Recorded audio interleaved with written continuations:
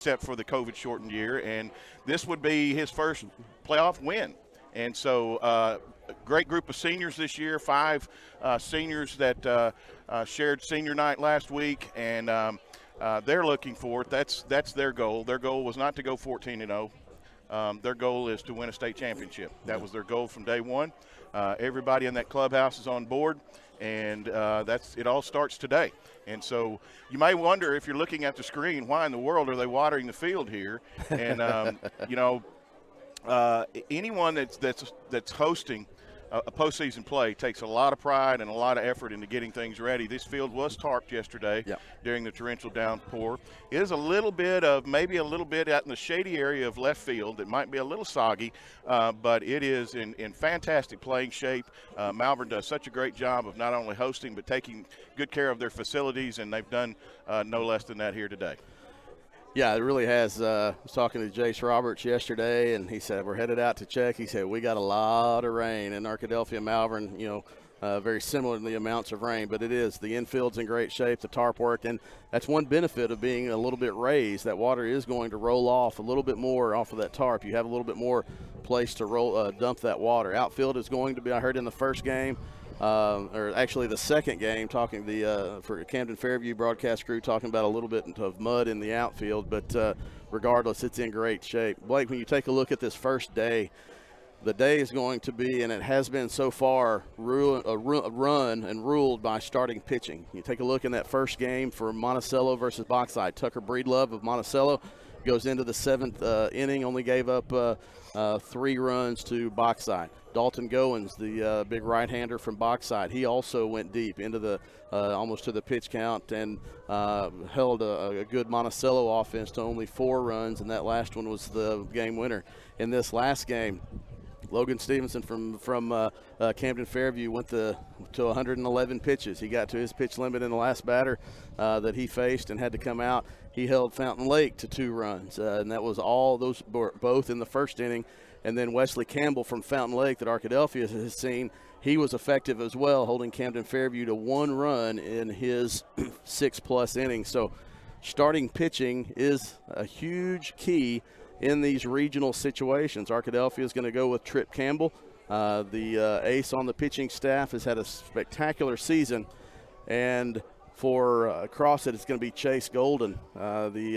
Crossett has a couple of pitchers, has one pitcher that Stetson Bishop, number 18, he's playing first base today. He signed with Southern Arkansas, but they decided to go with Chase Golden. So starting pitching, you're going to get the best, and you're going to have to have smart at-bats, try to extend pitchers' pitch counts, and try to get deep into that because the coaches are going to throw their best in this first round of regional because you know that it's a win-or-go-home day.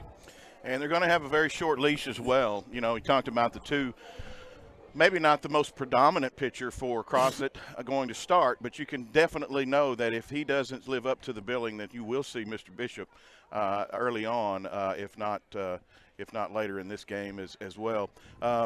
Campbell's just been phenomenal. He's one of the best, most looked at pitchers in the state, especially as a junior. He's 7-0 for Arkadelphia. He's got a save. Every time he's been on the bump, he's gotten a decision.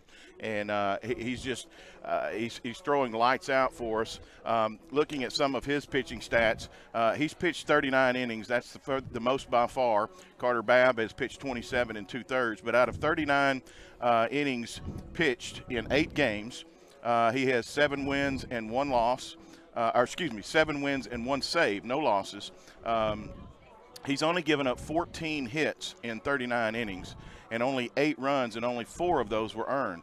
So think about that, folks. Almost 40 innings of work, and that's one earned run for almost every 10 innings of work. And we play 7-inning games. He's only walked 20. So in almost 40 innings, he's only walked 20 batters, but he struck out 73. So 39 innings of work, 73 strikeouts. He's only hit 3 batters, and he has a minuscule .718 ERA. That's phenomenal. You just couldn't ask a whole lot more from your pitcher, from your ace, and he just comes out and makes it look easy. Got a job to do and gets it done. He really has. He's also the leading hitter on the team. And after, I believe it was the Nashville game, talking to the umpire who had the home plate, who was behind the plate that game, it was at home. There was a double that Tripp hit to right center field. He pulled it from the left side, and he said, I don't know how he pulled that ball where he did. It was about 6 inches off the plate. And so Tripp has had a great season, all season on the mound and at the plate.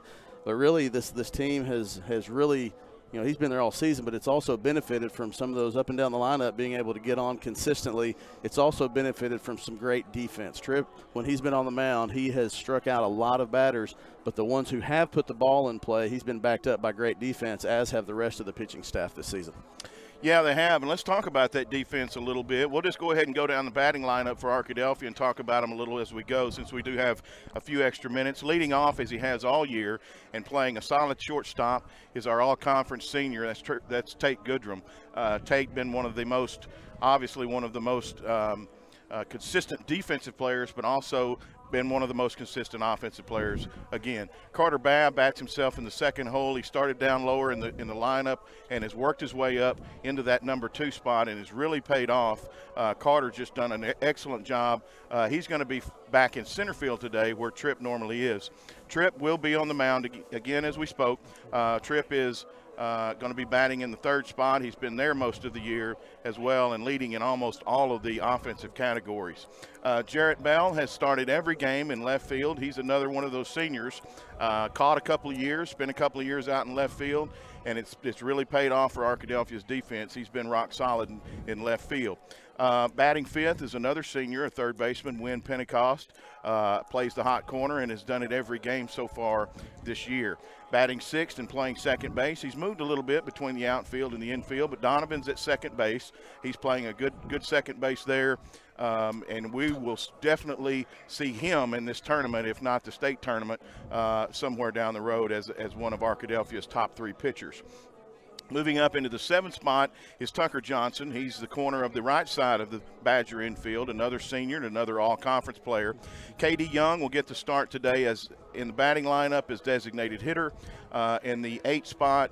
And then Ryan Harris, the senior corner outfielder in right field, is going to be batting in the 9 hole. Not in the batting lineup, but starting every year this year at catcher is Zane Hill. He's the sophomore 2-year letterman at catcher.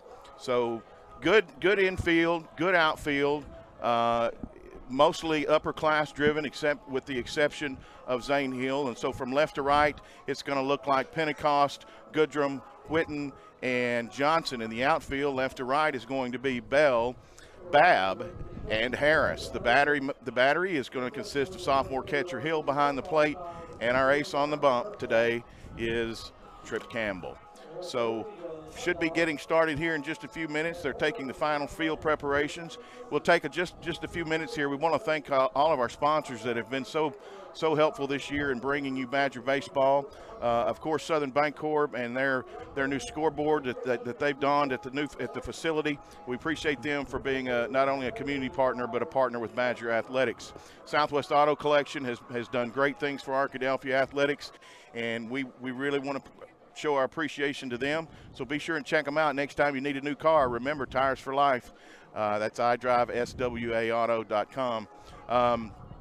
We want to thank Bats and Signs. We want to thank Precious Rimmers Photography. We want to thank the Arkadelphia Baseball Commission. We want to thank the Arkadelphia Parks and Rec.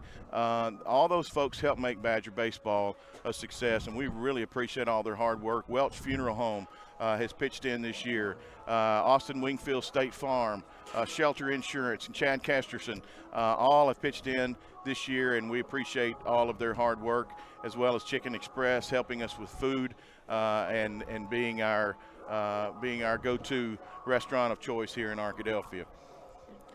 Well, again, 1 versus 4, you can throw the records out, man. It is playoff time, and it is best on best, 1 versus 1.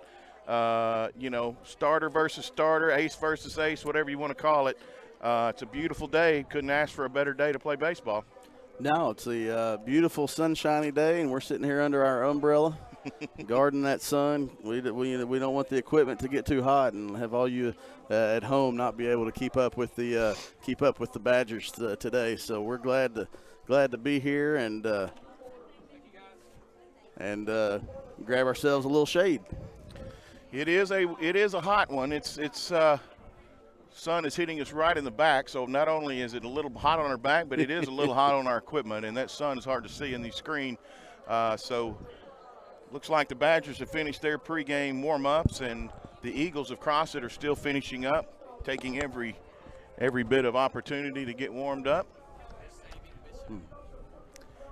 And so we've got a good Arkadelphia contingent here. We've got some fans already in the stands. Glad to see them out. And if you're joining us, we hope that you at least know about our new Badger app. I'm just kind of a little bit probably on the tail end, but talk about the new Badger app that Mascot Media is rolling out, Chris. Mascot Media has always offered custom apps for schools, and so if you've watched us over the first, I guess since the fall of 2018 when we switched over to Mascot Media, you had to log on to ArkadelphiaBadgerTV.com/broadcast, where some of you may be watching on the web.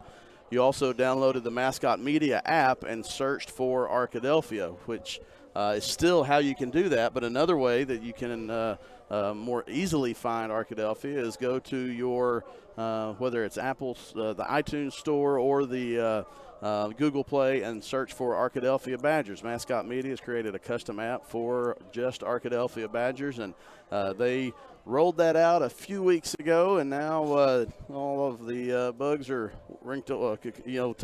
taken care of. The kinks are worked out. You can get that now for the rest of the season or the school year, and then over the summer we'll get that populated for the fall sports. So you can download Arkadelphia Badger app and watch the games there as well. And it pops a neat, nifty little Badger head right up there on your iPhone, which is what I personally have. And, yeah, it's real easy to find. So if you're scrolling through there, you can, if you're running late after work and want to pick up a broadcast, you can, it's very easy to find on your home screen. So, yeah, we appreciate Mascot Media. They actually, I had a call the other day with a rep from them, and he was just, bragging about how much that, we kind of neck and neck with Bentonville as far as our viewing audience. And I believe this last year we even whipped the pants off of Bentonville. Well, and I work with a couple of guys who's a former athletic director at Farmington High School, Brad Blue. Blair Cartwright is our ace in the hole whenever we have a game change or something. He works for Mascot Media and also kind of helps us set up our games and make any last-minute changes. And when you talk to him, like, man, what are you doing down there? What are y'all doing down there to get so many people to watch? And we're like, man, people just like watching Badger athletics. And so, yeah. And so now with that comes, we would love for people who are able to, when we're home, come out and watch at home, especially during football and basketball season. We don't broadcast home baseball games, but nevertheless, it is a good opportunity and a free way for people to keep up with the Badgers. And having said that, we would like to hear your feedback. So if you know Chris or I, if you have our number, if you're a fan of – Start with Blake, though. Yeah. Don't blow me up right now. We got about 2 hours of baseball. But, yeah, if you see us or if you run into us, let us know how you like the broadcast. If there's anything that we can do to improve them, if there's anything. We haven't done Badger baseball simply because just a lot going on in the spring. It's usually nice weather. We encourage people to come out to the ballpark and watch. However, it's not completely off the table. We would like to hear folks' opinion on it. If it's something, we understand that at our ballpark, a lot of time the seating is very limited. And I say good weather. Baseball season, it can be a blistery 38 degrees, or it can be a nice, cool 88 degrees, however you want to look at it from as we go through the spring. But if you would like to see that, let us know. We don't want to take away from the event and the boys having a nice showing at the ballpark, but we certainly don't mind and taking care of our fans as well. And yeah, we're able to do the baseball. We've tried to do a couple of softball games. If anybody says, I've always wanted to get into play-by-play, I'd like to do some of the softball games. You can do both of those at the same time if we have people who want to do those as well. But it is a good opportunity for families from far away who those who may be working or can't get to games or whatever to be able to keep up, even when we have a camera behind a net at field level. Well, it's better than nothing. And the Badgers are going to take the field to take their in and out as they are donning their home blue tops. The Badgers across the front, and little essence of Los Angeles Dodger spring training look. They're going to have the white bottoms with the blue piping. Of course, most of the players have the striped red, white, and blue striped stirrups. And the green hats are back. And the green hats have been around for quite some time. As a matter of fact, I think everybody thinks those green hats have been here a lot longer than anybody really ever expected them to, if we're going to be honest. But I had someone posted a picture a couple of weeks ago, said, "Hey, you got to help me understand the green hats." I said, "Well, baseball is a game of superstition, and if you wear something and you don't lose in it, you don't change it." And they were like, "Well, I can respect that. I'm good with that." So, well. And, you know, to our chagrin, at least it was not Halloween, and they were orange hats. It happened to be the week of St. Patrick's Day, so they are green. So we'll get a little bit we're not donning any of our, how can I say this, our opponent's colors. Opponent's colors, yeah, exactly. Yeah. No green in the 7-4A, so we have that going for us. Have you ever done play-by-play of in and out? No, I have not. But sometimes when you have an extra inning game go before you and you have to fill about 30 minutes, you kind of get desperate every once in a while. Sure do. And you know, when we make this, we start talking about playoffs, and we don't want to get ahead of ourselves, but we certainly know that we're going to be seeing some familiar faces. Arkadelphia is a very consistent defensive, offensive lineup every game. But there are some faces that we may see as the playoffs go along, and depending on how deep we get into them, there is going to be some pitchers that we're going to need to see coming out of the bullpen. Some of those we've seen, and a couple of freshmen maybe that we've not seen so much that have done very well in the junior varsity season. The junior varsity obviously is done for the year, and we may see some of those young men. The traveling squad is pretty deep for Arkadelphia. They travel about 25 players, so we may see some of those younger faces as we go through. I think we talked with the senior players after the game against Mena the other day, and one of the questions that I asked them was, how do you feel about where Badger baseball is left after you're gone? And I think they all agreed that the cupboard is pretty full. A lot of young faces in that clubhouse, and really some kids that could really, start right now for a lot of teams other than Arkadelphia on defense, especially.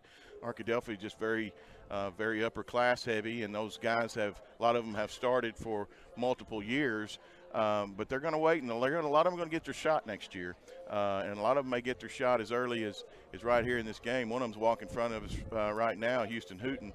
He's seen just a little bit of varsity action, but a lot of action in JV this year. Yeah, this is a group. The 5 seniors have been the starting lineup all season. And Ryan Harris, when he came after basketball and got his bearings straight, it's really a evenly spread out roster. Between seniors, juniors, and sophomores. Well, the seniors are really filling up the infield. Third base, shortstop, first base, all seniors. In the outfield, the corners are seniors today. Juniors in Babb and center, on the mound, obviously, with Campbell, and then Witten at second base. And then the only underclassman is sophomore Zane Hill, and he is at behind the plate. Of course, K.D. Young is also a sophomore. He'll be in the batting lineup today, and he's one of those folks that's seen the lineup a lot this year as well. Well, Arkadelphia wrapping up, starting to wrap up their in and out to their infield. We're probably, I would say, about 10 minutes away from game time. Yeah, 10-15 minutes most likely. Ballpark dimensions here at Malvern, 385 to straightaway center. That's 335 in the alleyways and 310 down both the lines. The wind is blowing out just a little bit to center field, maybe a little toward right center field. The sun is going to definitely be in the face of your right fielder and your first baseman today. And it is not obviously beginning to set yet, but it is getting to that point where it's going to be right in the eyes of especially the right fielder. And a day after the storms that we had yesterday, the wind is nice and cool, but it's not necessarily a particular direction, which means it's going to swirl a little bit. So those fly balls that are hit up high, not only is it going to be sun trouble for those on the right side, but it could be a little wind trouble as well. Yeah, this wind, these flags that are right above where we are have been, that's what I was looking at when we got here, have been blowing straight out to center field. But now I do see those blowing straight down out to right field as you hear the crowd clap for the Badgers coming off of in and out. But high sun, not many clouds in the sky at all. Some starting to gather, but not enough to block any of the help the right fielder or the right side of that field, or right, second, and first baseman any. Crossett about to take the field for their pregame infield. You know, we had a night in Arkadelphia that was right before senior night, and we called it a night of champions. And we had a decent turnout, but one of the things that I really enjoyed seeing was the return of some of those guys that helped. That won those two state championships back in 13 and 14. And, you know, a lot of us don't remember that it was extra innings for a third year. The third year Arkadelphia went, they actually lost in extra innings, or it was very close to being 3 in a row. I don't remember anything about that game. Well, it was just one of those things that, you know. On purpose. Yeah, exactly. And that's exactly what Brant Matro said. He was there that night throughout the first pitch. And just seeing those guys back and seeing how far they've come as young men, and some of them married, and some of them, you know, having their first full-time jobs. And, you know, Jake Knight is one of those guys that was on the team, and he's working as an independent insurance agent here, and he's got a billboard up with his picture on it. And, you know, it's good to see that those young men of that team have done so well, and a lot of them have even put down roots in Arkadelphia. And we know that, you know, this group of young men right here has the potential to do exactly that. They've already shown it. You know, one of the things, too, that we talked about in the interviews after the MENA game with those young men is that, you know, they take this thing very serious. None of their goals was to be to win conference. Their goal was not to be 14-0 in conference. Their goal was to win a state championship and set the Badgers up to win another and another and another.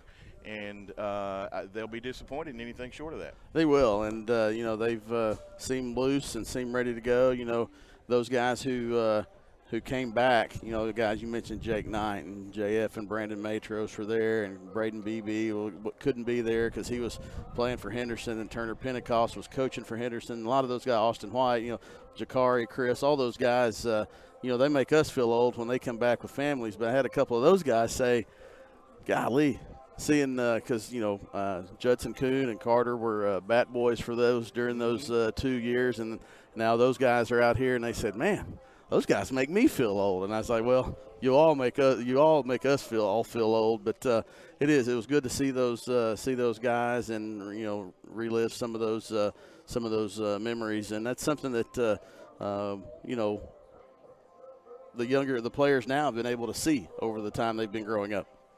You know, I'm a Razorback fan, always have been, lifelong Arkansas guy, and I think you probably are as well. And you know, we talk about the Razorback program and how well the three big sports are doing now with Sam Pittman in football, and of course you've got the must bus with basketball, and then you've got, you know, Van Horn. It seems like every year they're heading to Omaha or have a great chance to.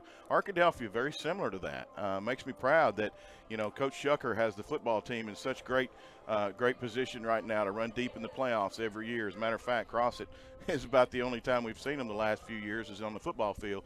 And then Coach Williams and Coach Garner in basketball. What an unbelievable season they had this year. And now it's happening on the baseball field. So, winning breeds winning in programs, not just in the same sport, but across sport lines. Yeah, some of the same players, and it just feeds down as well. Well, and there's a fly ball that's hit out into right field, and the Crossett outfielder just could not see it. Yeah, and it could be an issue today. Blake, you now have done play-by-play for in and out. I have done play-by-play for infield. But I noticed it also because the right fielder was camped out right under that ball, and at the last minute he just couldn't see it, and that is going to play a factor for any fly ball from the right center over. That anywhere from on the camera, I don't know if you can see, just to the right of the batter's eye, the leopard sign. Anything from there over, especially if it's the right fielder catching it or trying to field it, if it's a fly ball, it's going to be tough, and they're going to have to concentrate. And Arkadelphia has been in this situation before on this field, but we did talk about how many fields go, face this way with the right fielder facing the sun. It's that way at home at Southern Bancorp Field, so it's nothing they have not dealt with in the past. But it never – I don't think you ever get used to staring right into the sun trying to catch a hard baseball coming right down at you. No, it doesn't. And that, that was always the position that seemed like when kids were in Little League that they hated to play were those outfield spots, especially right field. And now it's the toughest position on the field, at least today.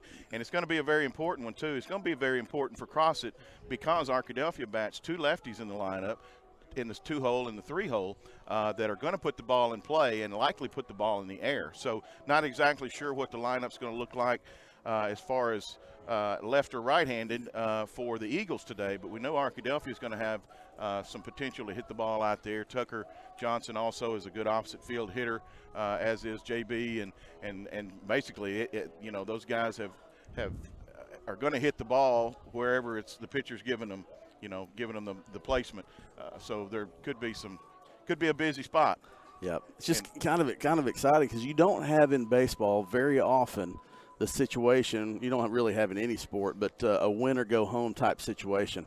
Obviously, you have them in any sport when you come playoffs, but baseball is traditionally not a game that sets up as a good for win or go home situation. You run into a good arm and have a rough day at the plate, it's a bad sign. But this is always a fun time, and I think getting off to a quick start is important. But you also can't just, if you don't get off to a quick start, get your head down and things like that. And also, if you do have a good start, you can't take your foot off the gas. We saw in both of these first two games, Fountain Lake scored 2 runs in the bottom of the first inning and then really didn't do anything else until the bottom of the 8th. In the first game, Monticello scored in the bottom of the first inning, and then we're up 3-0 before Bauxite was able to tie the game, and before it almost went into extra innings. So games are going to ebb and flow. You've got to stay not too high, not too low, and keep putting the good at-bats together, string some good at-bats together, and play solid defense. Yeah, that's exactly right. And Arkadelphia has been a very streaky team as far as getting hot and putting up big numbers in innings offensively, particularly. And in the games that Arkadelphia has played behind Trip Campbell on the mound, they seem to put up a lot of runs. They don't stay out there on the field very long, and so they get in that dugout and go to work. It's going to be that way here today. And speaking of, Arkadelphia is obviously the home team. They're the higher seeds. They are in the home dugout here, which is the third base dugout at Morrison Park. That's where the Leopards usually hang out when we're up here. Crossett will be in the first base dugout, which is the visiting team. Arkadelphia will take the field first, and Crossett will see their starting lineup here in just a few minutes. And this is what their starting lineup is going to look like when they come up to bat here in the first inning. Starting off for Crossett is the third baseman, Cooper Williams, number 17. Brooke Bays is batting second. He's the left fielder. The second baseman is batting third. His name is Max Brooks. The fourth place cleanup hitter is the pitcher today. His name is Chase Golden. Batting fifth is Stetson Bishop. He is playing first base today. He was the one we talked about, SAU commit. Batting sixth is the designated hitter. That's Brady Holt. Caden McCloy is the right fielder. He's batting seventh. Andrew White, the catcher, is batting eighth. And Jackson Moore, the center fielder, is batting 12th. They do have their shortstop Harrington is not in the batting lineup. He will be playing shortstop for them today. So we'll give you a little bit more insight as to whether they're left-handed or right-handed. We hope that you're watching as well as listening. This is almost going to be a radio broadcast with a little picture there of the home plate and infield. Not a great vantage point here, but we're going to do the best we can as the coaches and officials. Playoff time, where there's 3 officials, there'll be a home plate official and 2 in the field, where normally during regular season there are only 2 in high school baseball. Hey, this is the first game I've ever done holding an umbrella, too. You look good holding that umbrella. Thanks. Yeah, there's a lot of firsts today. Play-by-play of infield, in and out, and holding an umbrella.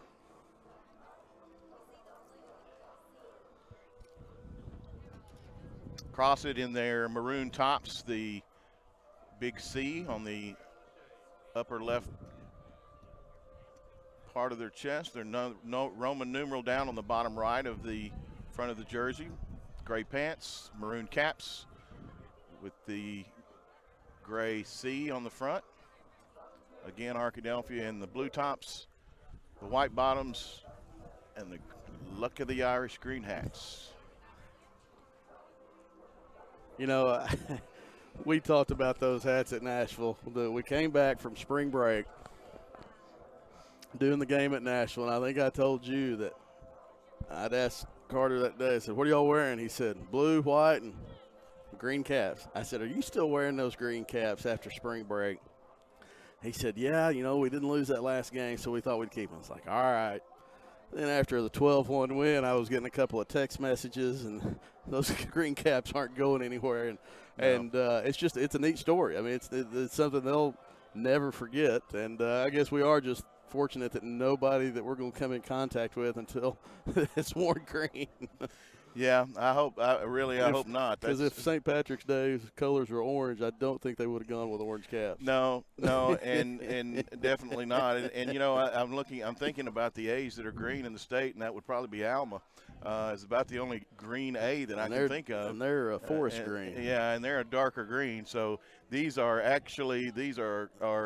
look like they could get them from Coach Harvey down at UAM. Yeah, these are boll weevil with the shamrock green. So So just a few minutes, Arkadelphia poised to take the field. They're standing over around the third base coach's box. Bats starting to swing over in front of the Crossett dugout, and looks like the coaches are done, and we'll get some introductions here in just a couple of seconds.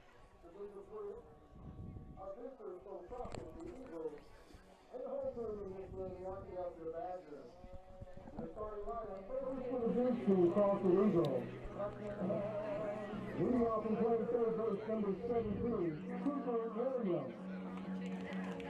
Batting second and playing left field, number 1, Hurt Hurry. At second base, batting third, number 4, Matt Brooks. On the mound, batting cleanup, number 25, Chase Golden. Batting fifth and playing first base, number 18, Stetson Bishop.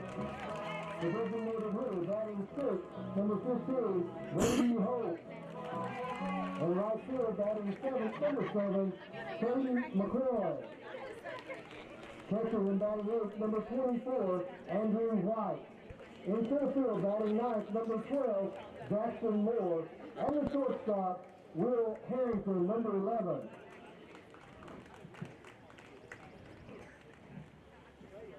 And now the starting lineup for the home team in this game, the Arkadelphia Badgers.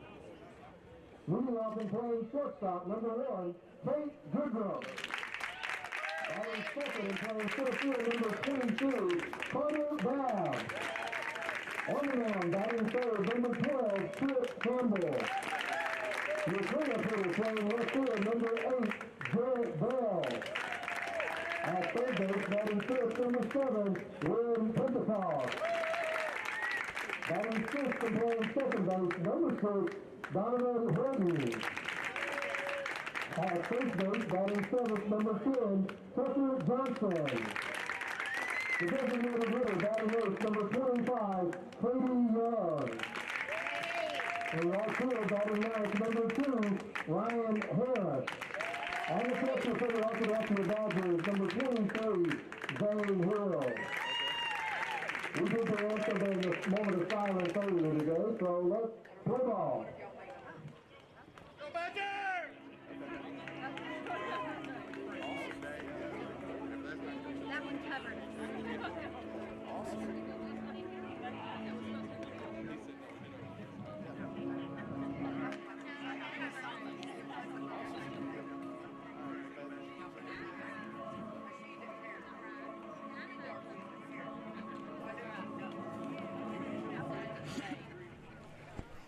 Well, the lineups are announced. The Badgers have taken the field. No anthem. They did that the first game of the day, and so we're ready to play baseball. We're ready to play playoff baseball. It's time. Badgers coming into today at 15-4 overall and 14-0 in 7-4A conference play. They're the number 1 seed in the regional tournament today. This is their first ball game, and they take on the Crossett Eagles, 15-14 overall on the year, 9-5, and fourth place, a 4th seed in the 8-4A. Arkadelphia, Badgers, Crossett Eagles, just about ready to kick things off. Mano and mano on the mound. We're going to see Chase Golden, who's one of the aces of their staff, against our definite ace, and that's number 12, Trip Campbell. Trip, the southpaw junior, 7-0 with a save on the year. He's seen the mound 8 times, and he's got 8 decisions. Take a look at the defensive lineup again as Trip finishes his lineup. In the outfield, left to right, Jarrett Bell, Carter Babb, Ryan Harris. Around the infield, left to right, Wynn Pentecost at third, Tate Goodrum at short, Donovan Whitten at second, Tucker Johnson at first, and Trip Campbell on the mound with Zane Hill behind the plate. 39 innings pitched for Trip, 7 wins against no losses, 1 save opportunity. He's given up 4 earned runs all year long, folks. He struck out 73 and walked only 20. And here's the first batter of the day is third baseman Cooper Williams.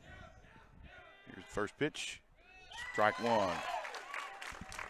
Trip starts out ahead, very much like the rest of the year, very efficient, throws a lot of strikes, lets his defense work, throws a big breaking pitch, and we see it for the first time right there for strike 2. No balls and 2 strikes to the third baseman that's starting things off here for the Eagles. Getting the sign is Hill from Coach Lowe, and here's the 0-2. Fouled off to the right side into a lot of cars and a couple of stand of pine trees.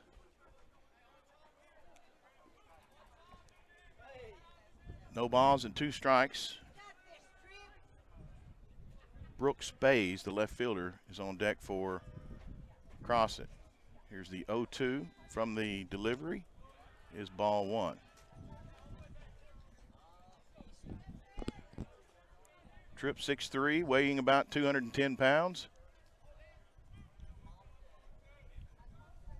Looks over the glove. Here's the windup, kick, and deal. Strike 3. Swung on and missed, and that's the way it starts out. Williams goes down swinging. It's a good breaking ball from Trip. He got 2. He got on the 0-1 pitch. He got the batter to take one of those breaking balls, and then with 2 strikes, he just started that curveball at the middle of the zone, just let it fall off the table. Nice squeeze by Zane Hill. Lefty on lefty now. Brooke Bays, the left fielder, is also a left-handed batter.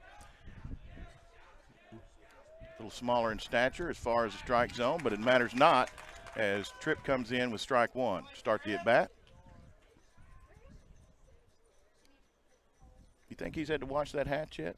That lucky hat? I bet he has. I bet he has had to, but, you know, some of these superstitions with baseball, you know. Never know. Seems pretty clean. Short arm that one just a bit. It rolls down the gauntlet that is the behind the plate foul territory here at Morrison I think we Park. say it every time. Of course, the camera angle doesn't quite get the big drop there behind the plate and towards the first base dugout. But, you know, they raised it up like probably a good foot and a half. Ball two also bounces. 2 balls and a strike now to Bays.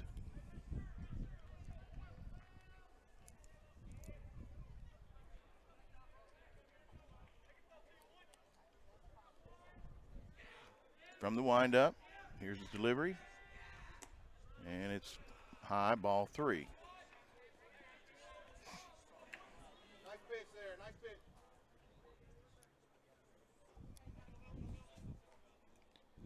Infield at normal depth, usually playing up near the grass at third base is Pentecost, and he is today as well. And there's ball 4. So the first Crossett base runner of the ball game is the second batter of the inning. Max Brooks now, the shortstop, will bat with a runner at first and 1 out.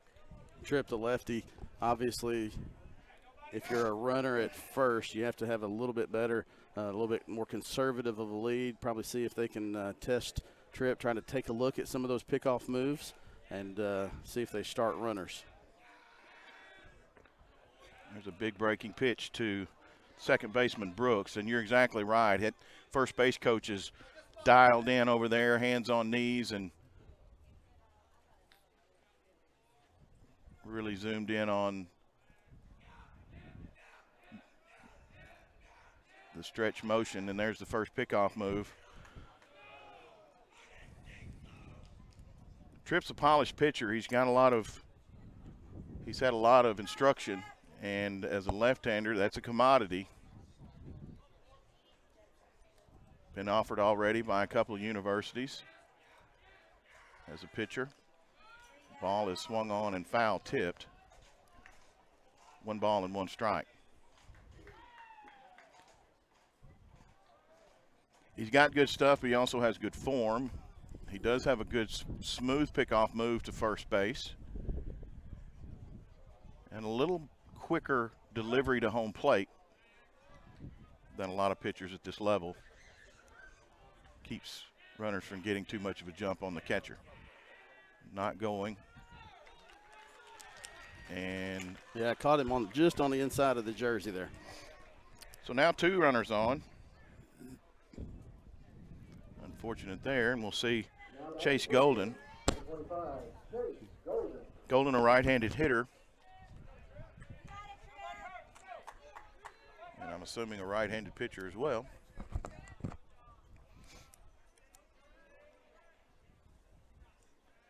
Crossett getting those signs, the number and color-coded signs as the Badgers do. No more hand motions. It's all on the card and colors. And there's a big breaking pitch for strike 1. And Crossett hitters more than likely going to see a heavy dose of those today, as that is the go-to pitch for Campbell. Runners at first and second, 1 out here. We're in the top of the first. No score. Strike 2, another one of those healthy 12-6 almost breaking pitches, and it's swung on and missed badly by Golden. Stetson Bishop waits on deck.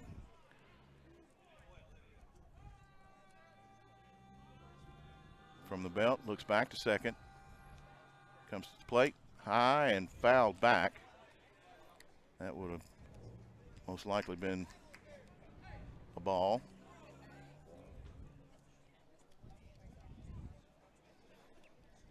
No balls, 2 strikes. Working from ahead, from the stretch. Tucker Johnson in front of the runner at first base, and he's going to move up a little bit, and there's a ball that hits the batter in the box for foul ball.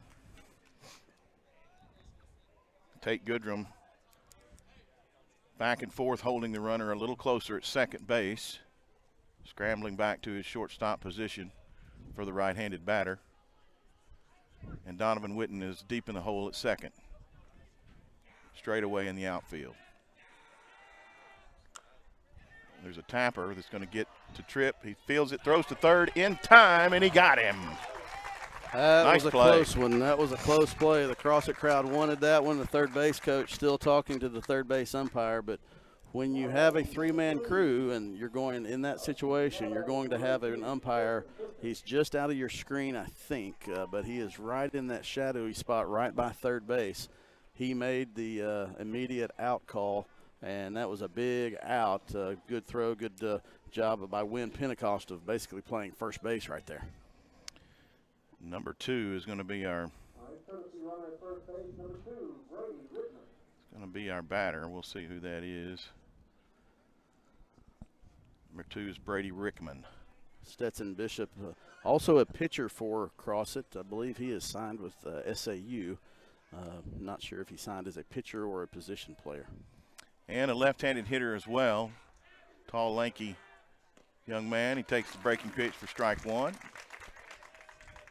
And so 2 down now, and runners is still at first and second. A fielder's choice on that last play. Arkadelphia is now a way of getting their first at bat. Bishop, here's the 0-1. It's a nice pitch, just missing on the outside, maybe a little high.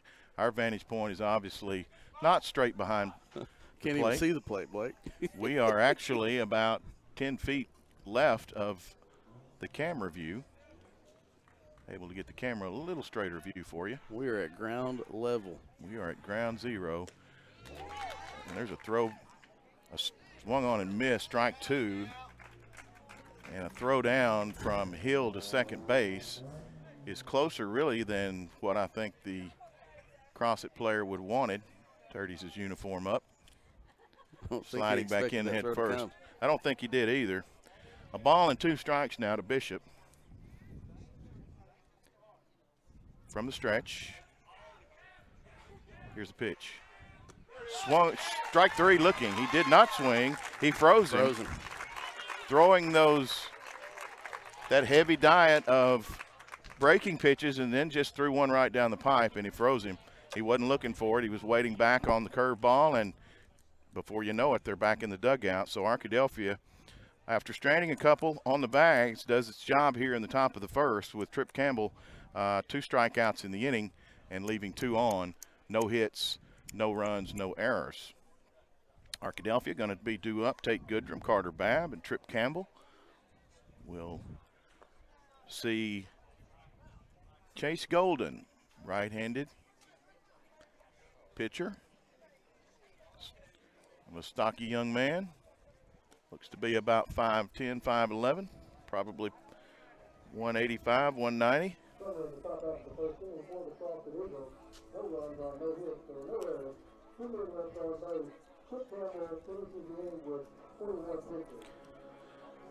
Well, all Tate's done in his senior year is bat .448 and a .570 on base percentage. He's slugging .552. He's played and batted in all games. 26 hits on the year in 58 at bats. He scored 24 runs, has 11 RBIs. He's been hit by a pitch 6 times. He's only struck out 3 times and walked 13. So a very efficient hitter. One of the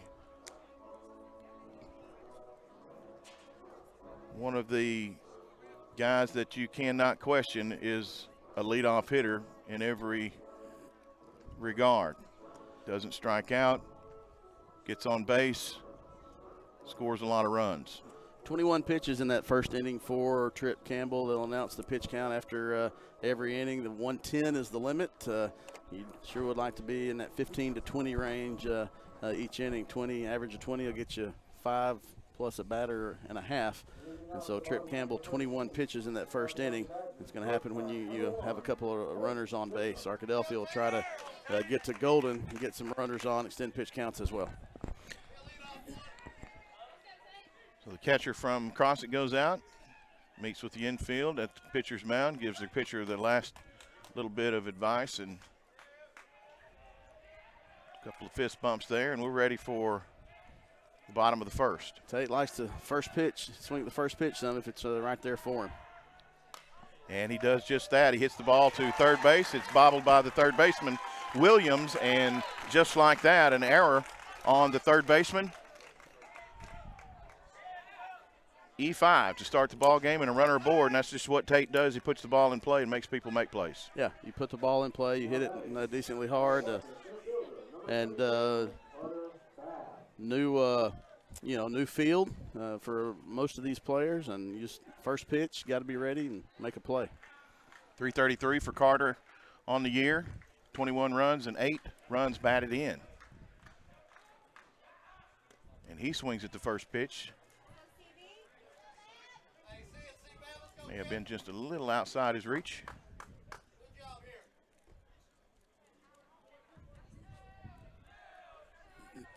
Carter, one of those pitchers you're going to see if the Badgers continue on. And from the stretch, pitcher comes, and there's a ball. It's hit to the second baseman. He's playing deep in the hole. He's going to have one out, and that's at first. So getting the runner over to second base is Babb. And that was a hard hit ball, but playing very deep in the hole was second baseman Brooks.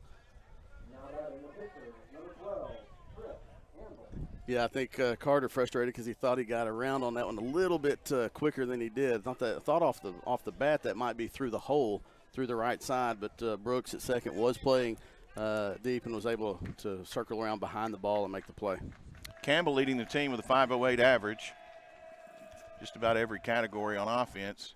There's a ball that is very nicely caught by the catcher. That was an inside pitch on the left-handed hitting Campbell, and that would have moved Tate up to third base, but nice backhand grab there by the catcher, White. Leave it up and let him hit it to left center, right center. Ball is down and away, ball 2. Both these pitches from Golden have been low. You don't want to throw Trip anything belt high anywhere, but if you're going to miss, you've got to miss low and outside. Trip a lot of extra base hits this year, 3 home runs on the year. There's another ball that is nicely blocked up, and making him work for it a little bit here is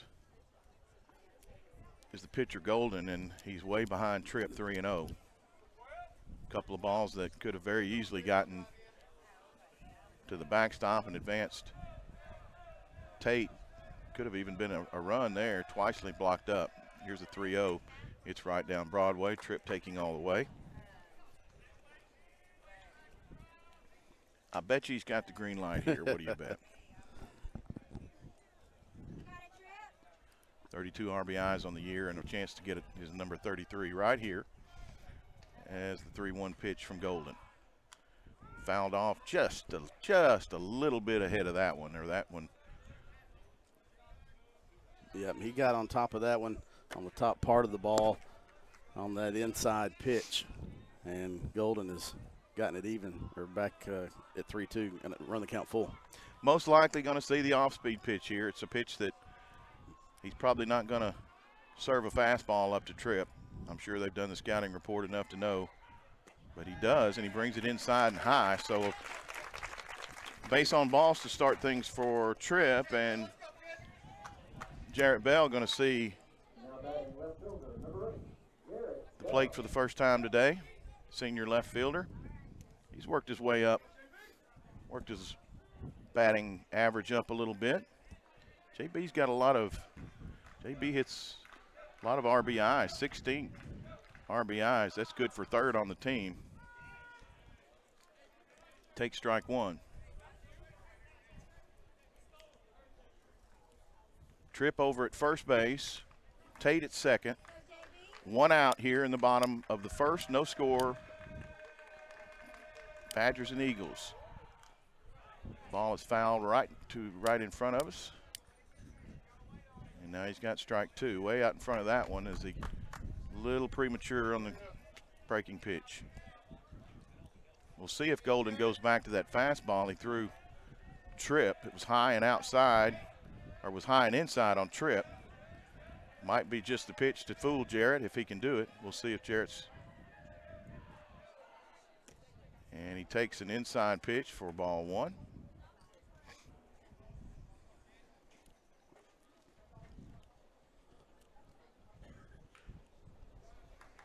JB opening up the stance a little the last couple of weeks, and he's been hitting a lot better since.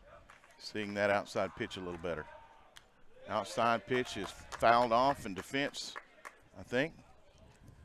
Short of a double play, we'll see Win Pentecost here in the inning. He's on deck for Arkadelphia. Second baseman holding on Tate at second, so there's going to be a little more of a hole there on that right side. We'll see if JB Mike can find it with an outside pitch.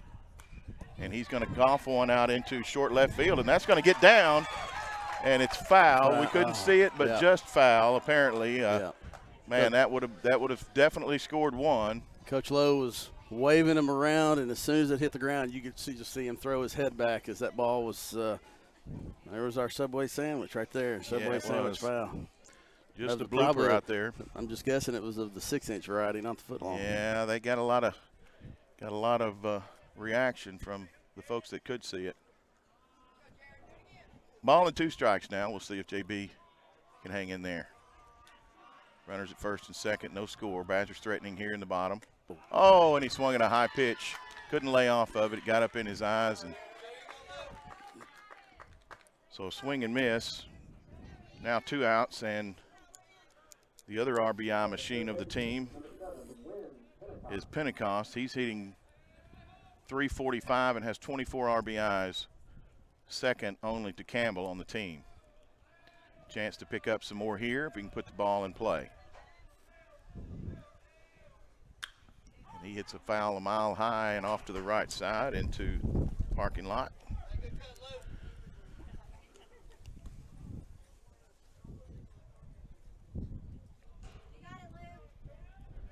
Badgers and Eagles, Arkadelphia Crossett. First round of the South Regional. Pitcher Golding looking back. There's a pitch that stays high.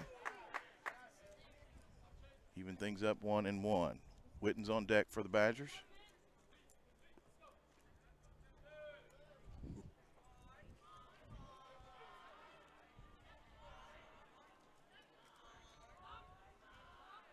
Win that bat up over his head. He swings at strike 2.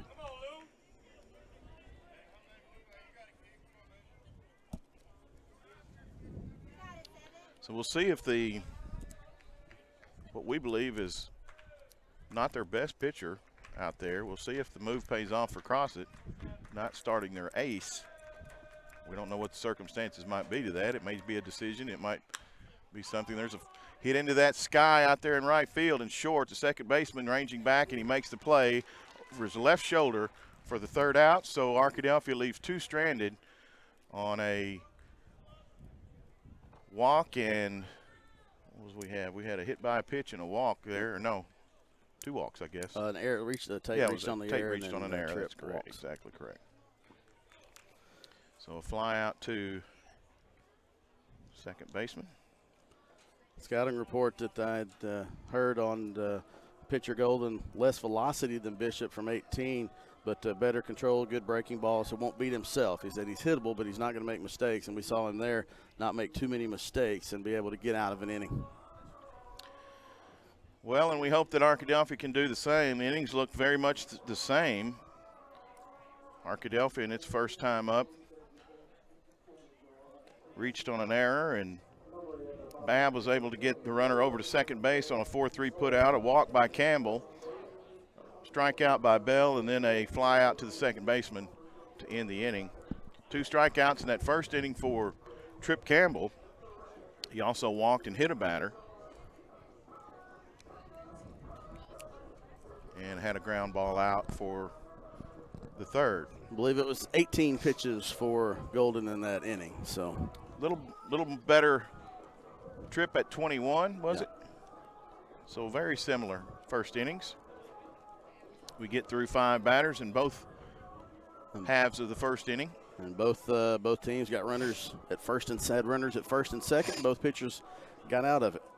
Brady Holt, the DH, will start things off for Crossett. Right fielder McCloy will bat second, and then catcher White will bat third. That's the 6, 7, and 8 hitters in the Crossett lineup. Warm afternoon here. Low 80s, nice little breeze here from Morrison Park in Malvern, Arkansas. Starting second inning of work is Campbell. No runs or hits in the first inning. Number 15, Brady Holt, the hitter. He's a designated hitter in the lineup. First pitch from Campbell, high, ball 1.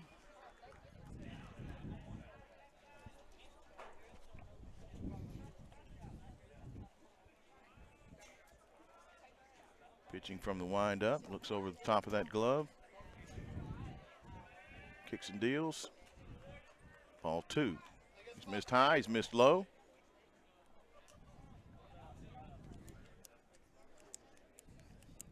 No common opponents this year for Crossett and Arkadelphia,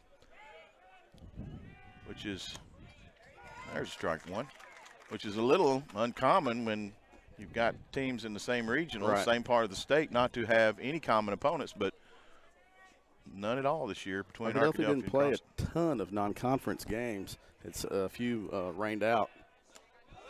Strike 2. That's a nice breaking pitch that started at the top outside of the zone and finished at the bottom inside of the zone. Nice breaking pitch there from Campbell.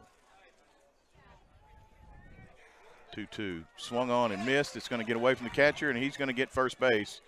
Not a lot you can do there. Ball going to be nicely blocked up by Tucker, but wouldn't have been in time. So a strikeout and a first base on the pass ball.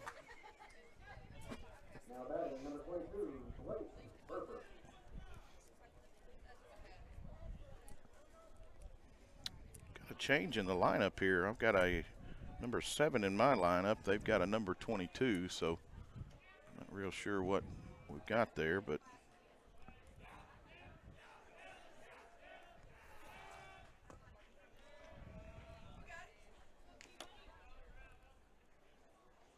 Yeah, not sure when that change. I don't remember him making a change 22 unless it was yeah, Blake Burford. Not real sure on that, but the lineup card we had McCloy, which you said earlier.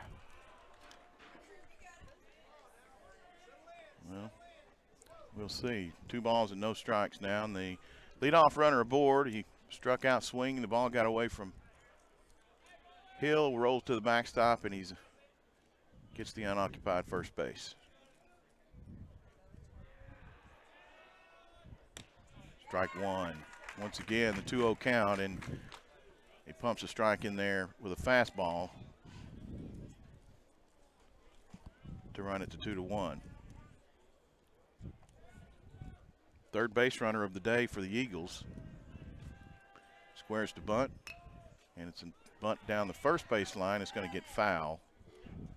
Charging in from third base was Pentecost, but he was actually push bunting the ball down the first base line, and with Tucker holding the runner on, the only player that was going to make that play would have been Trip Campbell. And that would have been a tough play to make. Yeah, very, very close to being a nicely laid down bunt. 2 balls and 2 strikes now to Crossett. Guess it may be their right fielder. That's the position in the lineup, and he just watches strike 3. So a backwards K there for the 4th strikeout of the day. Second of the inning and only one out. Andrew White now, he going to bat right-handed. Auburn-haired young man going to step in here with an out in the inning and a runner on.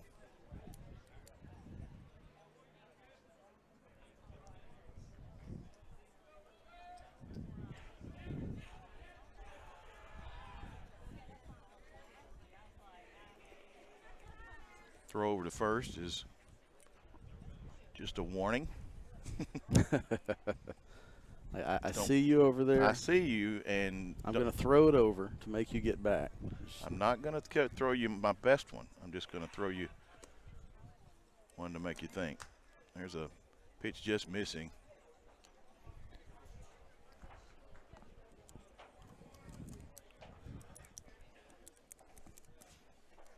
Head coach Dustin Walcott is in the third base batter's box for Crossett. One of the assistants in the first base coach's box. Not sure who that is, either Ashton Wilson or Josh Cook. Arkadelphia, of course, has Coach Lowe in its third base box. Bobby Evans in the first. 2 balls, no strikes, 1 on, 1 out. Top of the second, no score. Foul ball. Evens things at 2 balls and 2 strikes.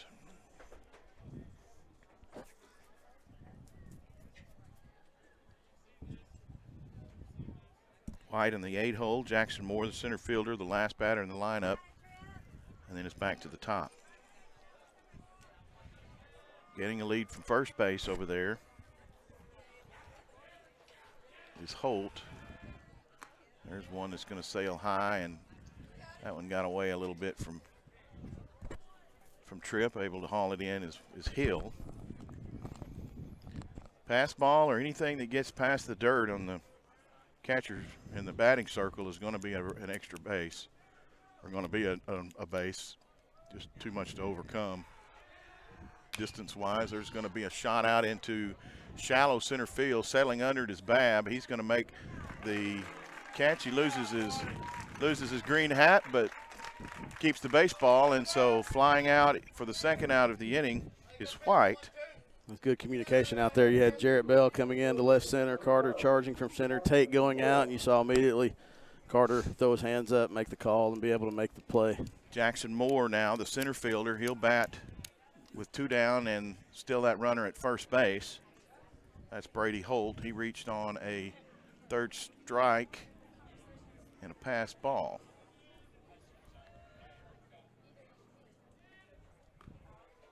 There's a breaking pitch that doesn't break for ball 1.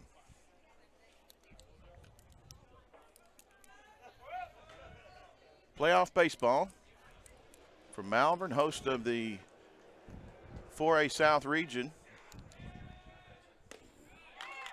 We are the 3rd ball game of the day. 1 more to follow. And hopefully we'll be back tomorrow. Say win or go home, but I think everybody's going to go home. It's just win or don't come back tomorrow. You're exactly right. We're all going home. The short 25-mile trip down I-30. Asking for time, but not getting it. Still in the box. Ball sails high. It's going to get away, but not far enough from Hill. He gets it back. 2 balls and 1 strike now. Umpire's not going to give a lot of time out once those batters are in the box and that pitcher's set. It's his discretion. Once you get in that box, game on. Nice breaking pitch. That one fooled the center fielder Moore, and he shakes his head, but it looked like maybe something he's just never seen before. Tripp has that effect on hitters. 2 balls, 2 strikes, 2 outs. Here's the pitch. Swung on, it gets away from Hill. Runner goes down to second base, so now runner in scoring position. Second time in as many innings that Crossett has had a runner at second. Stranded runners at first and second in the first inning. So full count now to Jackson Moore, the 4th batter of the inning, And last in the lineup for Crossett. Payoff pitch comes now, and it's swung and missed on a ball that was a curveball in the dirt, and that was just ugly. Yeah, he tried to check his swing. He didn't. Zane did a nice job of blocking that one up, making the tag on the hop. The appeal down to first base umpire, and he did ring him up. Center fielder didn't like it, but he did go around with the sword. He absolutely did. Well, so we go to the bottom of the second. You know me, Chris. I'm going to bring a little trivia with us. I'm going to bring a little. All right. I'm going to bring a little Crossett humor, if you will. Crossett, I talked about before, no common opponents for the Badgers and Crossett Eagles, which is very unfamiliar in the South Arkansas, but it was. Crossett is actually known as the forestry capital of the South. Right. And actually home of Georgia Pacific. Right. A lot of folks don't know that. Now owned by the Koch brothers and a Fortune 500 company, but originated in Crossett, Arkansas. Ashley County is the county, the population, very similar to Arkadelphia, 10,752 was Crossett's last census count. Some people of some notable folks, though. Now, I wouldn't have known this, but Greta Boston was actually a Broadway singer. All right. So here's my question to you.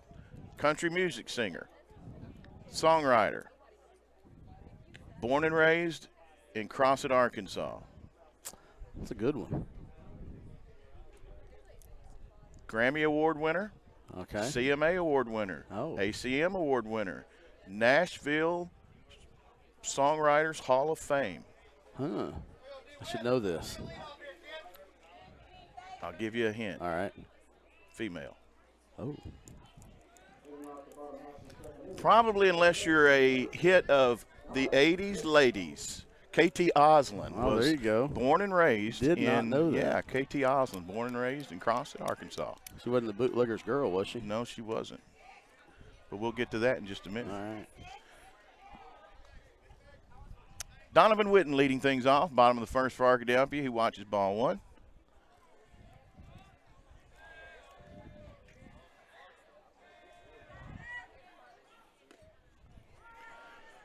And there's a strike. Donovan hitting .256 on the year. He scored 15 runs, and he walks a lot, leading the team in walks with 20, and also leading in stolen bases. He looks at strike two. That one. Yep, 3 pitches to Donovan, 3 breaking balls. 20 walks, 20 strikeouts. So sometimes feast or famine for junior second baseman. We'll see if he can get things started here at the bottom of the second. No score. Catcher calling for it inside. And it's not. It's outside. So crossed him up a little bit. Donovan lays off. Count even now at 2 balls and 2 strikes. Tucker Johnson on deck. Katie Young in the hole. Here's the 2-2. Swing and a miss. Going down for the first out and the second strikeout for pitcher Golden. Tucker Johnson hitting .280. He's getting hit 820. Exactly right. He does get hit a lot. Tucker gets hit leading. here. Golden's had really good command. Yeah, he has. Tucker gets hit here. It's just, I mean, yeah, Golden's. something about Tucker. Tucker's got those wide shoulders. He stands inside. He has a closed stance as opposed to a lot of folks having that open stance. So he doesn't give a lot of room. There's a ground ball that's hit to the second baseman, fielded cleanly, and the throw over to first for the 4-3 for the second out of the inning. Arkadelphia going quickly here in the bottom of the second. Caden Young now the batter, designated hitter. KD hitting .342, 366 on base percentage. He's played in 15 games this year and had 38 at bats and has 13 hits.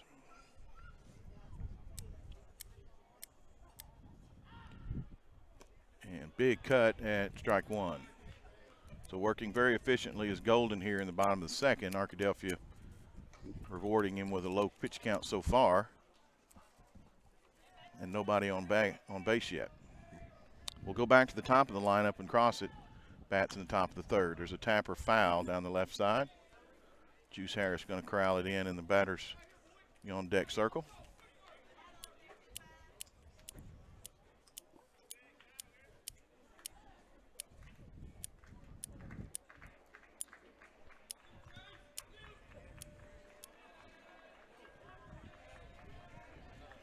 One pitch.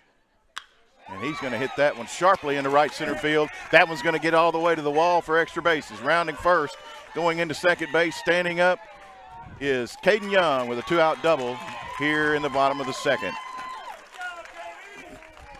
Boy, the outside pitch, he just went with it right into that right center field gap over the second baseman's head. He was thinking 2 out of the box. The center fielder and the right fielder both were able to get that ball right at the wall, but Katie Young with good speed and able to, get 2 right off the bat. Legs it into a double here, a 2-out double, and that brings up Juice Harris. Juice going to bat here in the bottom of the second. We'll see if he can add to his RBI total. Take strike one, a breaking pitch to start the at-bat.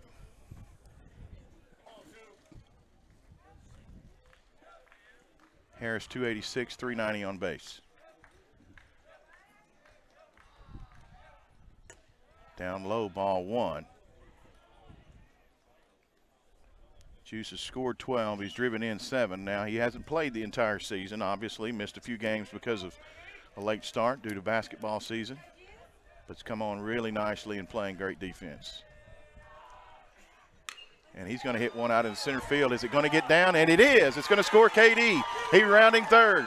He's making the throw, and it's going to be just not in time. Boy, the first baseman let that one go through, covering at home, and that was very, very close to being a two-hopper that made its way to home. Well, and it was a lot closer than you thought it was. KD's coming around third, waving, running all the way. Coach Lowe was waving around. And right after he hit that third base bag, he stumbled. He didn't fall. He was able to keep his feet, and that enabled him to score. Otherwise, if he had fallen, he would have had to go back. So now Tate is going to come back up for his second time. He reached on an error at the third baseman and back in the first inning. Juice at first. He's got an RBI. There's a ball that's going to get fouled on the left side. Steady diet of breaking balls from Golden this inning. Boy, give it to Ryan Harris. 2 outs, runner in scoring position. He goes with it, puts it in the Bermuda Triangle out there in right center field, driving in the first run of the game. Nice job by Juice. Bottom of the lineup coming alive here for Arkadelphia. Now we're back to the top, and definitely a guy that knows how to keep things going. There's a throw back over to first base. Harris going in, sliding. A little closer. Move. Really good move. Right-handed pitcher. We talked about Tripp being a lefty facing that direction. Golden is not. So he spins and makes a little closer to the speedy Harris. Ball 1. Evens it at 1-1 inside and high. Babb waits on deck.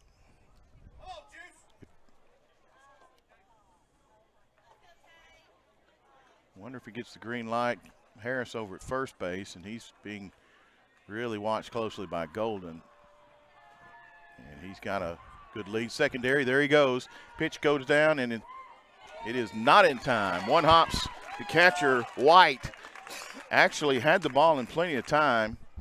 Very quick delivery from Golden to the plate. The ball was there, but he just one hops it and Juice beats it out. Yeah, catcher was not he wasn't happy with his throw on that. I think if he doesn't one hop that one, it's a lot closer.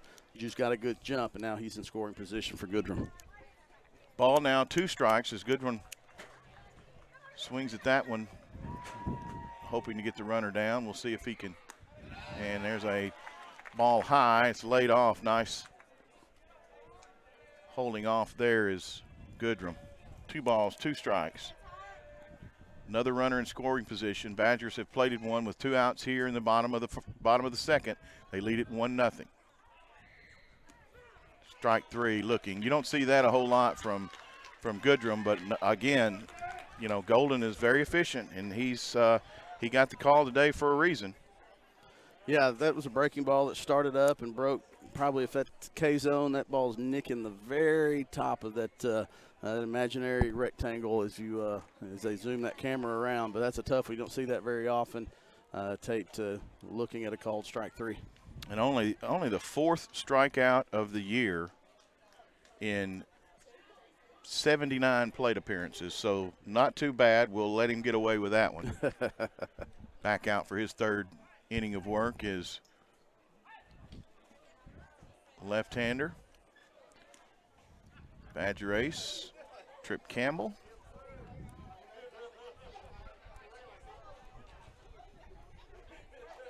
Tripp has yet to give up a hit.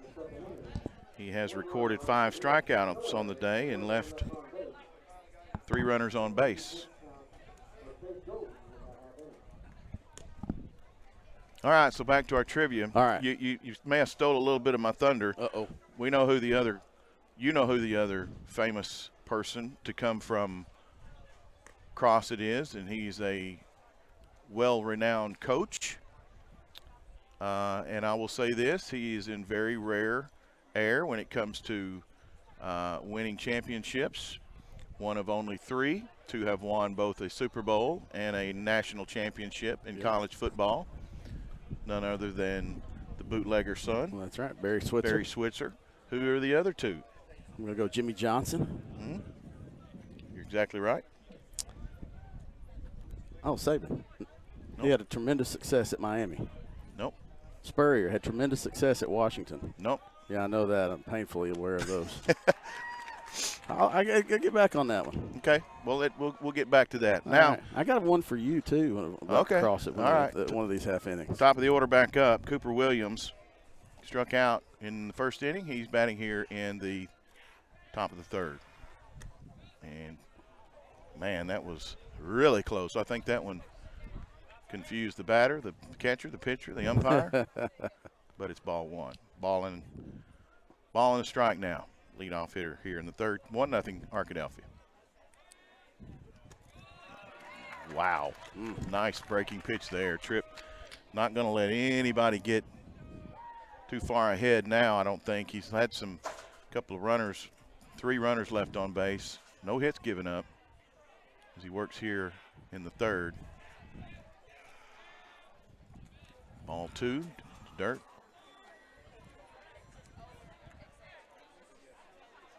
We're back at the top of the lineup for Crossett.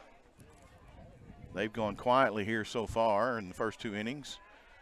And time called, granted to the batter Williams. 2 balls, 2 strikes. Here's the pitch. Swung on and missed. And around the horn they go. That's just a hard pitch to hit right there. Very hard pitch to hit. So two plate appearances for Cooper Williams, 2 strikeouts, swinging back to Brooks Bays now. He's the left fielder. He drew a walk in the 1st inning. He's the first base runner of the game. Left-hander. Strike 1. Tripp just reached back and said, I'm not gonna walk you, young man. You're gonna have to earn it this time. At least so far, 0-1 now.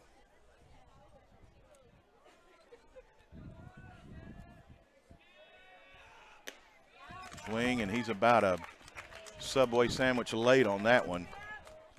Way late as Campbell pumps another fastball in there for strike 2. And he's given Bays nothing but heat here in this at bat. And he comes right back. This time Bays is able to catch up enough just to get a piece of it. Still well behind the fastball. Max Brooks was hit by a pitch. He waits on deck here in top of the 3rd.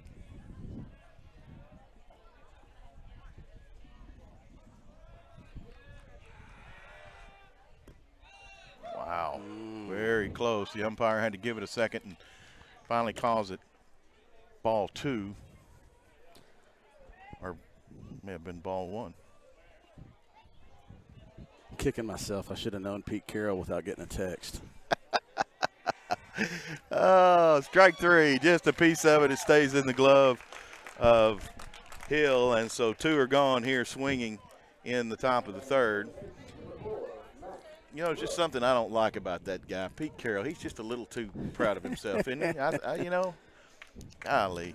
And Russell Wilson apparently thinks the same. well, and here's the thing about it, too. All 3 of those guys have Razorback ties. That's right, yeah. Jimmy Switzer and Johnson teammates, and then Pete Carroll was a graduate assistant coach up there. Switzer actually was a teammate and a coach. Yeah. He was actually coaching during the '64 championship, so he has a coaching champion as an assistant coach and a head coach. And under the tutelage of that Frank Broyles coaching tree. That foul ball was, if you're familiar with Morrison Park, the batting cages back at the very back of the property. About took that one out, or to a couple of pickup trucks back there as well. Well out in front of that one. No balls. 1 strike now to Max Brooks, and waits on that curve ball and gets about enough of it to foul it back to the screen. Strike 2. 1 ball and 2 strikes. Brooks hit by a pitch in the 1st. He's the second baseman. 2 down already here in the top of the 3rd. The wind up the entire inning. Strike 3, and Hill digs it out nicely. 3 batters, 3 swinging, 3 misses, 3 Ks. That's 1, 2, 3, 4, 5, 6, 7, 8 Ks on the day out of 9 batters. Not too bad. Yeah, that's not bad ratio there of strikeouts to batters faced. Well, not.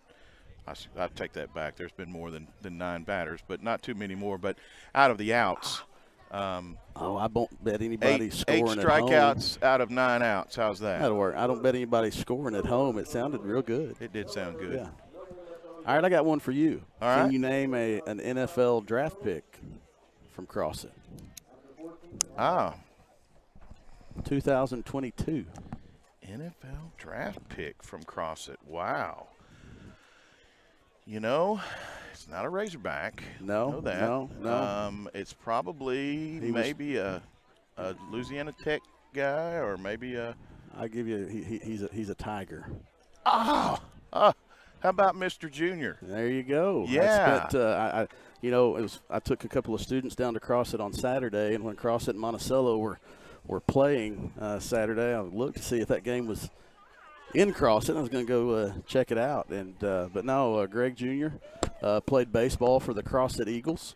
How about that? When he finished his high school career as a Crossett Eagle, and in the spring of 17. And so, Greg Jr., drafted by the Jacksonville Jaguars, one of three draft picks from the state of Arkansas in last weekend's NFL draft. All 3 of those from Class 4A. And how about the fact that, he goes to the Jacksonville Jaguars. I'm sorry about that, but just to be drafted no doubt into the NFL, and especially the first draft pick ever from Ouachita Baptist University. That's right. Everyone probably thinks that Cliff Harris was a draft pick. He was not. Hall of Fame player. He made the best out of it once he got there. Carter Babb with a shot to the second baseman. Bobbles it, tries to come up with it, thinks twice, and he's not able to get it as Babb was getting down that line in a hurry. And so we're going to call that E4, but nevertheless, it is a – Yeah, it was a hard-hit ball. The second baseman, Brooks, did a nice job of ranging to his left, but he stumbled right as he went down to field the ball. And he tried to get up and be able to make the throw off of his knees, but dropped the ball. I'm pretty sure he dropped the ball. We can't see out there. But he did. He dropped it. Yeah, but Carter was getting down the line pretty good and beat that one out without a throw. Nice base running. That's just unselfish play by Carter. He could have given up at any time, as that should have been a play, but getting down the line, and he's rewarded. Back in, and now he's rewarded second base because the throw over there gets to the screen past the first baseman, and he's going to go all the way over to third. He's going to draw a throw, not nearly in time, and that's what hard work does, and that's the MO of this Arkadelphia Badger team the entire year long. Yeah, you know, he got to second. And he picked up Coach Lowe, and Coach Lowe was trying to decide, you know, at that point, you going to bring him or not. That was that the right fielder that ended up throwing that ball? I know Bishop at first base was there, but the right fielder was coming in, and it hit, you know, it went up the line. It went towards right field. And so now with nobody out, Trip Campbell has an RBI opportunity.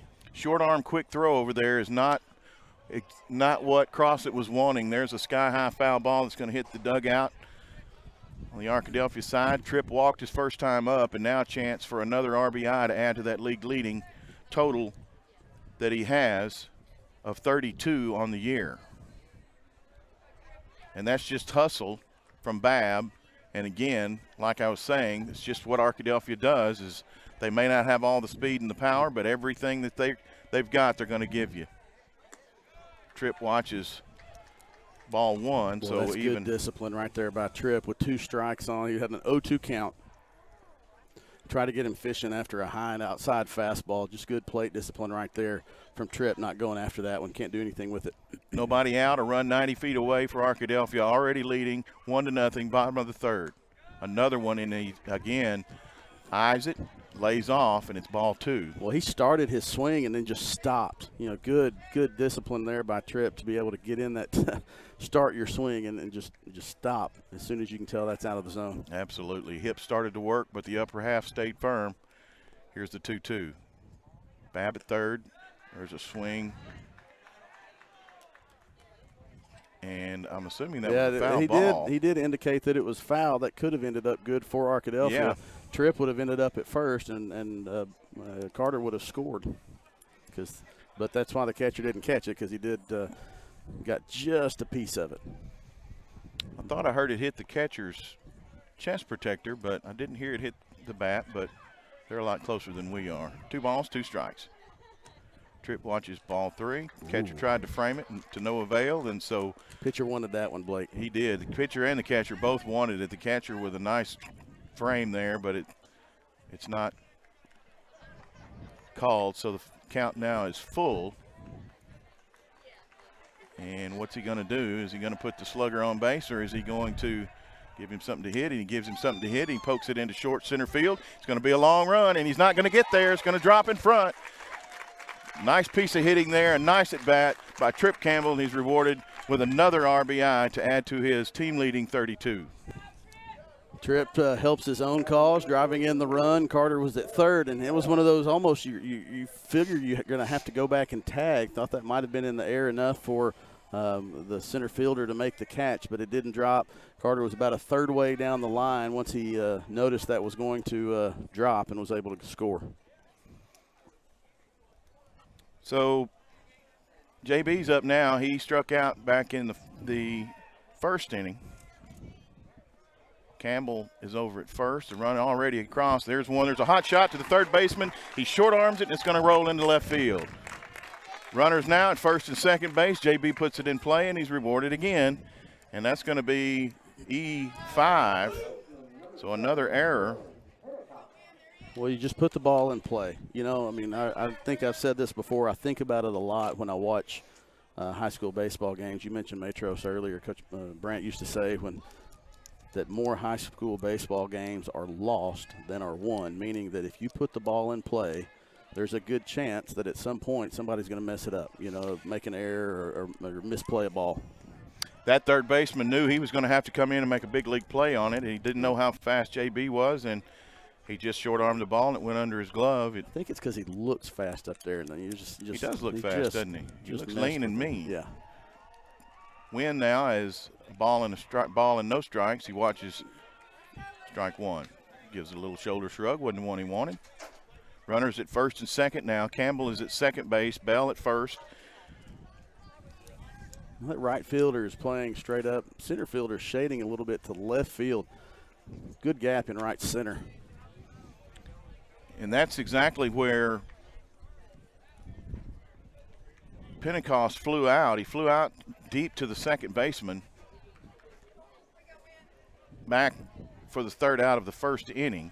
Now there's nobody out. 2 on. The Badgers have plated 1 already here in the inning. They lead things 2-0 here, bottom of the third. There's a ball that's going to be a base hit. It's going to get into center field. Rounding third base is Campbell. Into second without a throw. Cut off. And the Badgers have plated another here in the bottom of the third. An RBI single with no outs. And again, Pentecost a single RBI machine. Now we're going to have time from the Crossett coach, and you wonder if this will, is it a talk or is it to try to get Bishop in there and shut down the Arkadelphia offense? But regardless, runners in scoring position. Arkadelphia has been productive. 3 times Arkadelphia's had runners in 4 times Arkadelphia's had runners in scoring position and have gotten 3 of those home. The only time they didn't was in that first inning. Doesn't look like it's going to be much more than a visit. Infield staying put. Only the pitcher and catcher out. Just a little pep talk from Coach Walcott. We may have some people from Crossett who are watching. Crossett, the home to 2 legendary Arkansas high school coaches, Coach Ed Johnson and Coach Bobby Richardson in the Arkansas Coaches Association Hall of Fame. Say hello to their families. And I tell you what, the toughest 300 intermediate hurdler that I have ever seen in my life was at every track meet that I was ever at as a 300 intermediate hurdler. And I can't think of his name. He had that eagle on his Crossett, frog, didn't he? When you pulled up at a track meet and you saw Crossett's bus there, you automatically your lip poked out a little bit. Here's Witten with 2 runners aboard and nobody out. He watches ball 1. He struck out back in the second. That's where you want to make the pitcher work if you're Donovan. You've been struggling a little bit, some swings and misses the last couple of games, but you want to make him come to the zone and then just put the bat on it and see what happens. Bell at second base. Pentecost over at first. Nobody out. 2 across already for Arkadelphia. Looking to make a big inning here, and a chance to do it is Donovan Witten. 2 balls, no strikes now, and Tucker Johnson waiting on deck. Second baseman holding the runner at second. A little cat and mouse going on. There's a big hole on the right side. Pentecost in front of the first baseman, and he's hit by the pitch, so the bases are now loaded, and Arkadelphia has a chance to blow this thing wide open. Big spot. You mentioned Tucker has been hot as of late. He has gone opposite field a lot. There's a lot of room on that right side of the field. You see Brooks running back to his second base position, but there's a lot of room on the hole on the right side for Tucker just to go with one and flick it into right field, score at least 1. Yeah, probably not only 2. not only a ton of room in the infield, but the outfield. That player, the right fielder is shading way over towards center and almost in front of the alley 335 sign. Yeah, and the center fielder is still shaded a hair towards left field. He's on that left field side of the center field, behind the bag. So lots of room on the right side. Foul back. Tucker now behind in the count.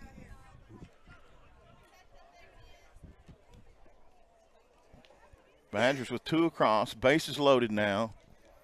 Bell at third, Pentecost at second, and Witten at first. Nobody out. Go 2. And there's a shot out into center, and it's going to get down. It's going to score Bell. Rounding is Pentecost. Going into third is Witten.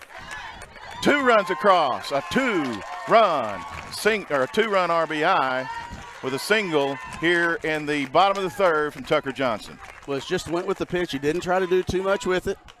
He just went with the pitch and put a base hit in that gap, and now that is going to be it for Golden. Saul Brooks, the second baseman, point to the dugout and point to Bishop, and I believe that's probably who Crossett's going to go with next, as Bishop will probably replace Golden on the mound, and I see him talking to the coach and Walcott, and then looking like he's going to need that other glove. So it's going to be somebody. We'll see who it is. I would guess it's going to be Stetson Bishop, the right-handed pitcher, Southern Arkansas signee. But before we give the scouting report on him, we'll make sure it is him but he comes on the mound. Well, we talked about what could have been an experiment, a chance taken by head coach Dustin Walcott. and was it going to pay off? And apparently it has not for the Eagles, as they've given up a crooked number here in the third inning. Badgers played at 4, still with runners on base and nobody out.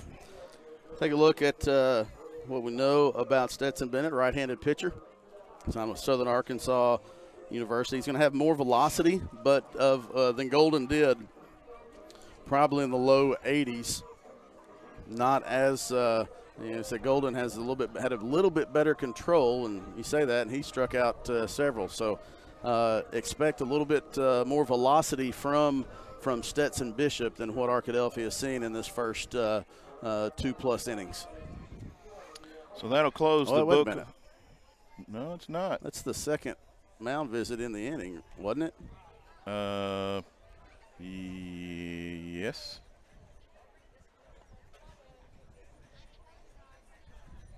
So not real sure what we've got going on here, but they subbed out. All right, they subbed out Stetson Bishop. He's in the bullpen now, warming up. They brought in a new first baseman. Well, that's you can call me. You're watching sports, and you call a lot of them, and there are rules that you don't know, and that is one I didn't know because I just thought the second visit was automatic. Automatic. There's a ball that's going to get into the hole. The second baseman is going to wheel around, make a good grab out in short right field, but then spinning throws it into the backstop away from the first baseman. And so it was almost a Robert Moore type play. It was a great effort by Brooks at first. He made the spinning throw to first, the first baseman that got past him, and Tucker Johnson dove into second. Coach Lowe was waving him around to third, but he couldn't get up and get going there enough. KD's on for the second time. He's got a double and a single. He's just showing out here today already. Juice Harris, he has an RBI back in the second inning. And it is 6-0. Sorry about that. I thought it changed on the screen, but it did not. So 6-0 Badgers. Still nobody out here in the bottom of the third, and they are rocking and rolling here in Malvern. Strike taken. Ball now and a strike to Juice Harris. Then back to the top. Interesting. I've never seen anybody make that substitution to get your first baseman in the pen and start warming up. No, I hadn't either. So it's not considered a mound visit. It's just considered a substitution, even though he went to the mound to make the substitution. Mile high, and the pitcher settling under it for the first out of the inning. So a 1 unassisted. Infield fly was in effect. Anyway, this is the third time that Goodrum comes up. We'll see if they're going to stick with him. He just gave Walcott, coach from the dugout, just gave Golden the pitch. So with Tate batting, the Badgers will have officially batted around, and there's a double play attempt, and the ball comes out at first base. Tate diving in there, so the fielder's choice is the second out. And back up for the second time, who led things off here in the innings, Carter Babb. Big spot here. You have a runner and score into third base, and you sure would like to get greedy and get another one. Carter's grounded out to second base, and then he reached on an error to second base. He'd really like to put this one through that right side. Another big hole over there as the first baseman is holding the runner on. And so a big hole over there for the left-handed hitting Babb. Not sure if that would be exactly what I'd want to do, leaving such a big hole over there. That first baseman has not played first. Bishop has played first, so we saw it at the end of the previous game. You put that catcher in. Yeah. He's a little cold, a little not in game shape, and then could be a problem over here. And all of a sudden now Tucker is caught leaning a little too hard, and he's going to get thrown out at home. So the Badgers going to run themselves out of the inning, but not before they put in 5 on the board. And so Arkadelphia leading now here after 3 complete, 6-0 in the regional. So Badgers bat around there in the third inning. We had something a little out of the ordinary as what we thought was a second mound visit. It was not a second mound visit in the book, apparently, according to the umpire. It was simply a substitution. We saw Stetson Bennett go into the bullpen. Step away and go find out about that real quick. Okay. So back out for another inning of work is is Campbell. Everybody else going to be in the same defensive positions. And we'll have the pitcher Golden due up here in the top of the fourth. Stetson Bishop to follow, and Brady Holt batting third. 6 runs on 7 hits and no errors for Arkadelphia. No runs on 1 hit, 2 errors for Crossett. And I'm not seeing where Crossett has a hit in my book, but apparently according to the officials, or at least the scoreboard operator, they do have a hit. Not sure where that hit came from.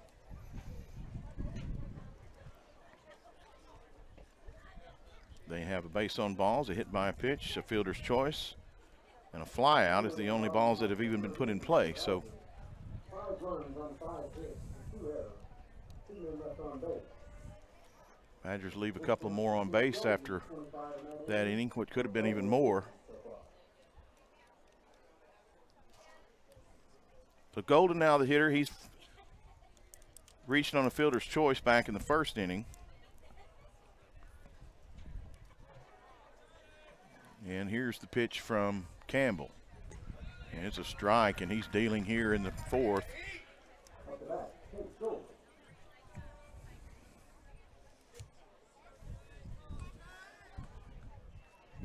Trip now, 0-1.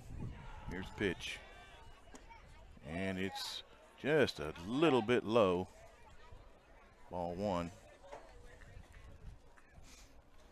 We'll most likely see Stetson Bishop in the bottom of the fourth, as the day is probably going to be over for Golden on the mound. Here's the 1-1, and it's a breaking pitch. Golden wanted to go after it, held up. It's ball 2.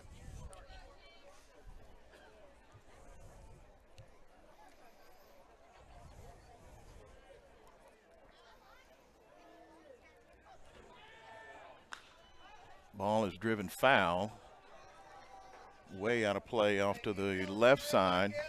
2 balls and 2 strikes now to Chase Golden.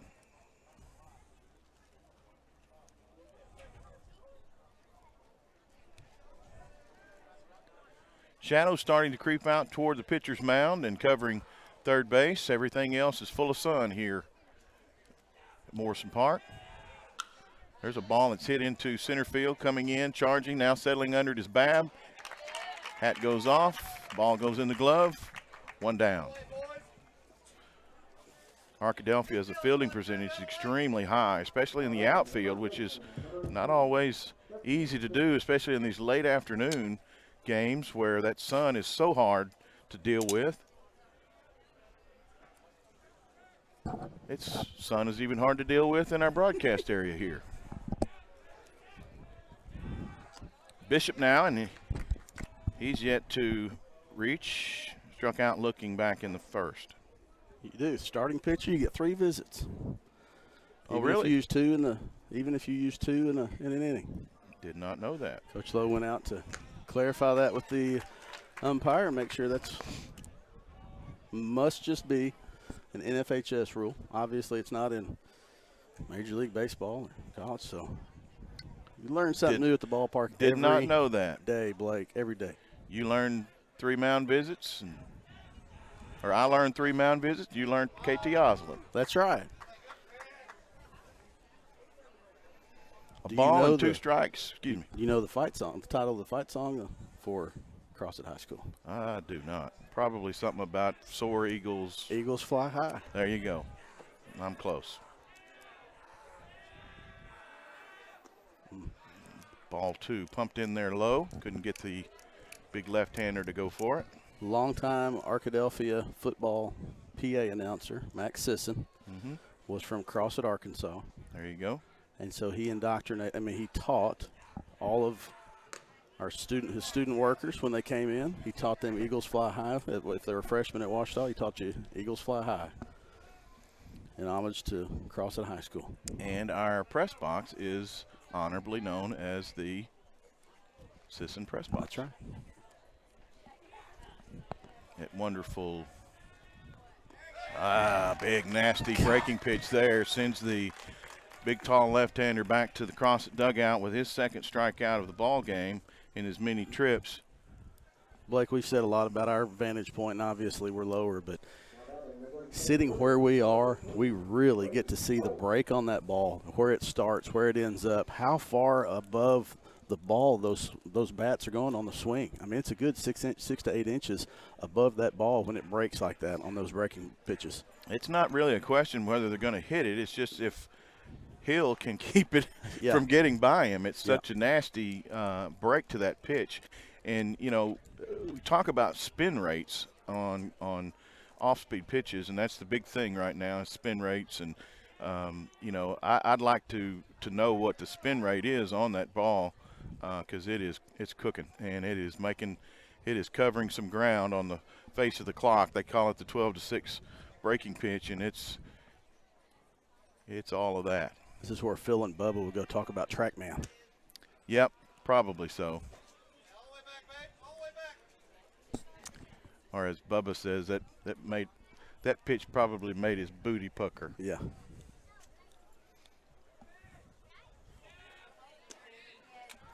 There's a strike to Brady Holt. He's the DH. He struck out back to start the second inning. And there's a lot of Ks on the board again for Trip Campbell today. And a base on balls for only the second time today. Puts the 2-out runner on base here in the fourth.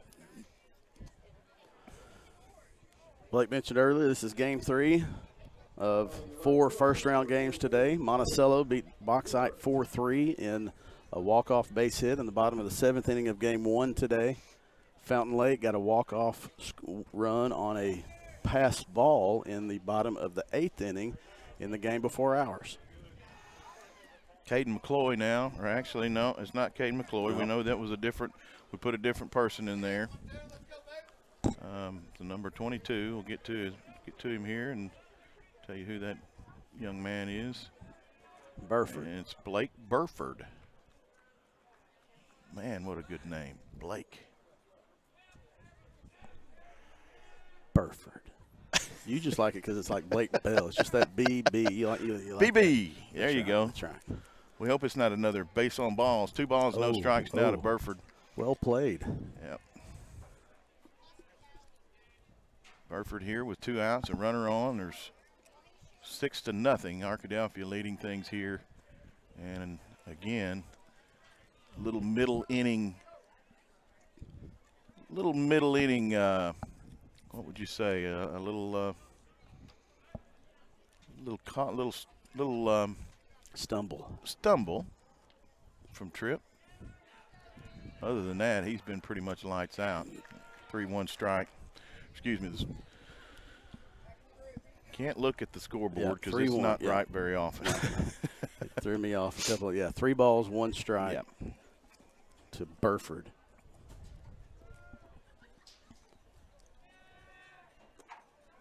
And the second walk in a row now issued. Still able to count the base runners on one hand through 4 innings here for Crossett. Yeah, Coach Lowe's going to come out and Tripp, take a little breath. You sure would like after you put a 5 spot up to come back and just put a 0. You know, you don't want Crossett to get anything going here if you're Arkadelphia. Base hit here could lead to the first run of the game. And so you got the first 2 quickly with Tripp's walked a couple in a row. So Coach Lowe, good spot there to go out and talk to his pitcher, kind of break up the rhythm, get him refocused, and try to come back and get this 3rd out. White's one of the only guys that has even put the bat on the ball today in play. He flew out back in the 2nd inning to Carter Babb. And he'll see his second at bat of the game. So everyone always says, do you root for your conference mates? You know, do you root for the SEC in bowl season, even if it's not your team? So do you root for the 7-4A in postseason play, even though they're your opponents during the regular season? You don't have to answer that. No, I mean, that's a good Pop pitch. up, and that is going to be settling under it is Trip Campbell, and makes the play, calls off his catcher.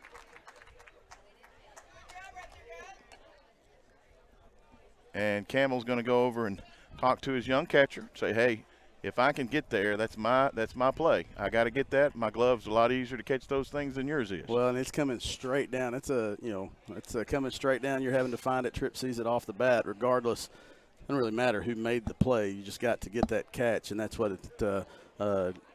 Tripp did. He got the pitch he needed, popped the ball straight up, and I believe he caught that in fair territory.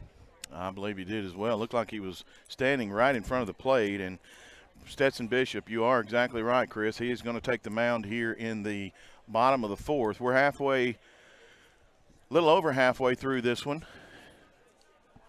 And Arkadelphia with a commanding 6-0 lead right now, and seeing the second pitcher of the night or the afternoon for Crossett.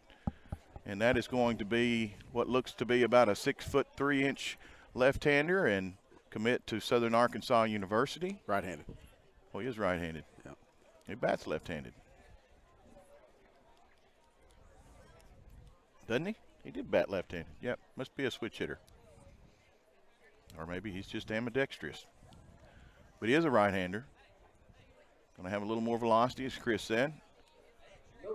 Anytime you pump up the volume a little bit, though, a lot of times you have a little chance of being. They just announced Tripp at 77 pitches through 4 innings. So he can be efficient in this next one. To get through 5 at around 85, you feel a lot better. Yeah. Bishop stands 6'1", 160. Right-handed pitcher. He's a senior.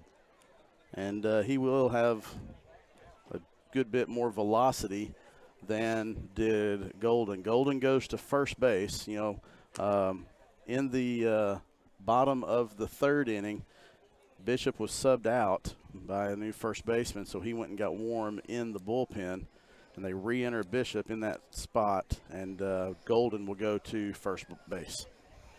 Carter Babb going to start things off for the Badgers. He's wore out that right side. He grounded out 4-3 to the second baseman back in the first, and reached on an error to the second baseman in the 3rd. Bringing that first strike fastball in there is Bishop. Well, we've reached the daytime that you can see on your screen that shadow has reached the mound. So that ball is starting out, coming out of the hand of the pitcher in the shadows, and then coming into the sun.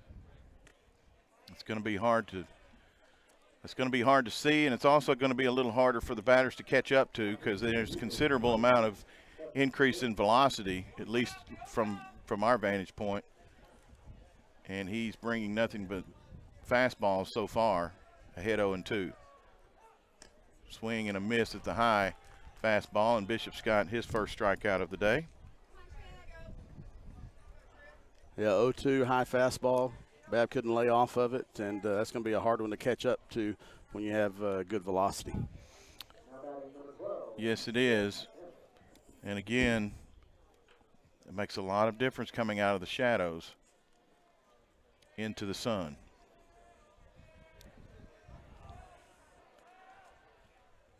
High again, and Tripp benefited from that same situation towards the end of that last half inning, but he started that half inning in the sun, but now the pitching of the entire mound is in the shade, and that'll continue to see how that shadow, you know, it's just going to get longer and longer with the sun setting behind the third base dugout.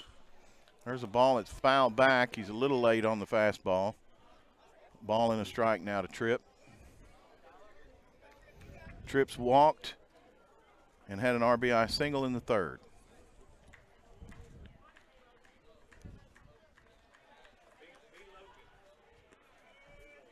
There's a ball that hits the catcher, and that's going to get a walk to the mound from the home plate umpire. I think I might have been able to lay off of that one. Yeah, that one was really short-armed. One of the first attempts at a breaking pitch, and it was way short. Most everything from Bishop's been hard and straight.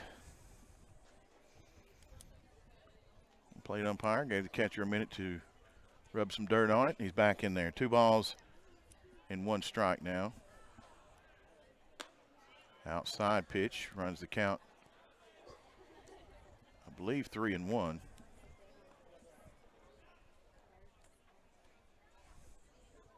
No. 2-1, I believe. 2-1.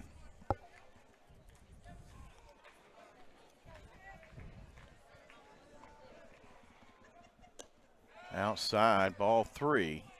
So we'll see if Bishop's going to give him something to hit. Definitely a hitter's count at 3 balls and a strike. Tripp will look to see probably the best pitch he's going to get in the at-bat. And he walked him. Maybe not. Instead, and so a runner on and 1 out here, and JB comes up. He had a RBI last time up.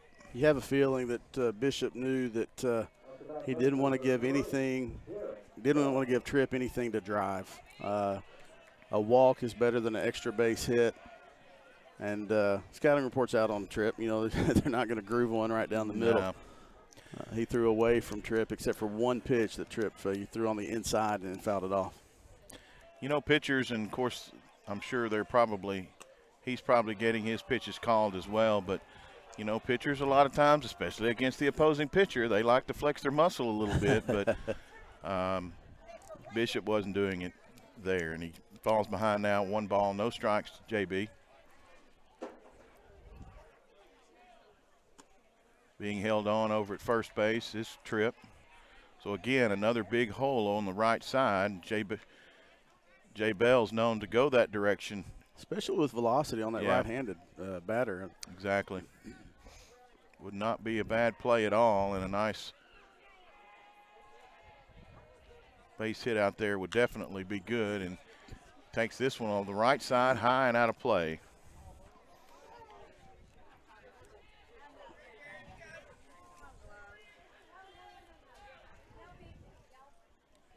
Two balls and a strike now to the Badger senior left fielder. JB going to SAU in the fall, not to play baseball, but study plant science. He may be building baseball fields one of these days. Inside, 3-1 now. And Bishop not the control that Golden had, obviously.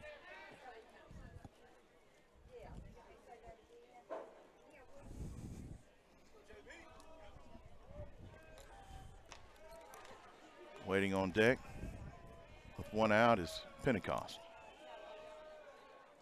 Long pause and then ground ball that's going to get to the shortstop. He's not going to have a play anywhere, and an infield hit for Jarrett Bell, and he advances the runner to second base, his second time on today. Well, we talked all that about going the opposite way. The shortstop was shading towards the bag, and Bell got around on that one. The shortstop had to run probably about 15 or 20 feet to his right to try to backhand that ball. He still couldn't get around behind it, and that was not going to be able to make a play.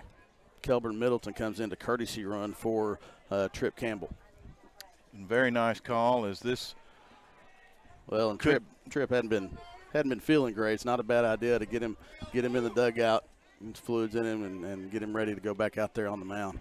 Yeah, and he's already had to sit out for one really, really long inning that the Badgers, which he didn't have a problem with it, scoring 5 runs, but that's a long time of not throwing, and he's going to get over there and use those stretchy bands and probably keep that arm real good and loose so we can get another, hopefully, couple of innings out of him. 1 ball, no strike. Old Lou, they call him. Pentecost. And a swirling, turning, non-throwing move to second base. Kelburn Middleton, the courtesy runner out there. You could hear the back call from the dugout and from Coach Lowe. Coach Lowe looking at Kelburn, talking the whole time. JB's away from first, not being held on. Boy, Lou took a cut at that one that would love to make contact. That one would still be rolling. Ball and a strike now to senior third baseman. Every senior that's on the roster for Arkadelphia is a starter. All 5. And there's a foul ball off to the right side, a little late on that, and Lou still getting his speed down and going to have a few new baseballs out to the home plate umpire. Ball and 2 strikes now. 1 down here in the inning, 2 runners on. Trip Campbell walked with 1 out, and Middleton is running for him at second base. Jarrett Bell hit one deep in the hole to shortstop that was not playable. He's at first base, and the RBI machine is at bat, and he's going to just get a piece of one to stay alive, and that was another breaking pitch, only a handful that we've seen from Bishop, and ruining it was Pentecost. We'll see if he comes back with the fastball. He missed the first one. He was late on the second one. We'll see if he's timed it up as if he gets another fastball here.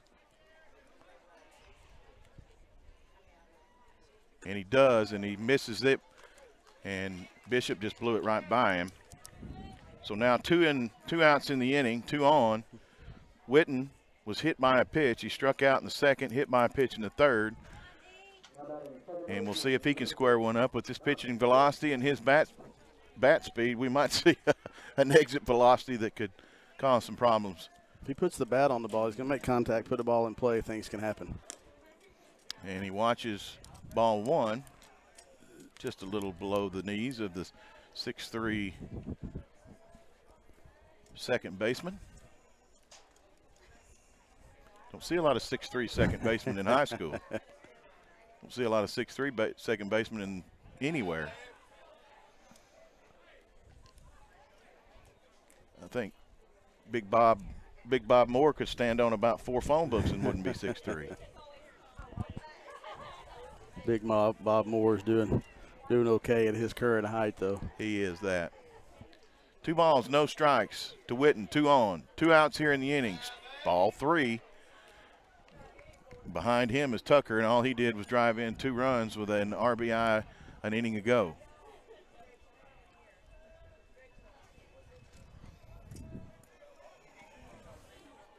Righty on righty.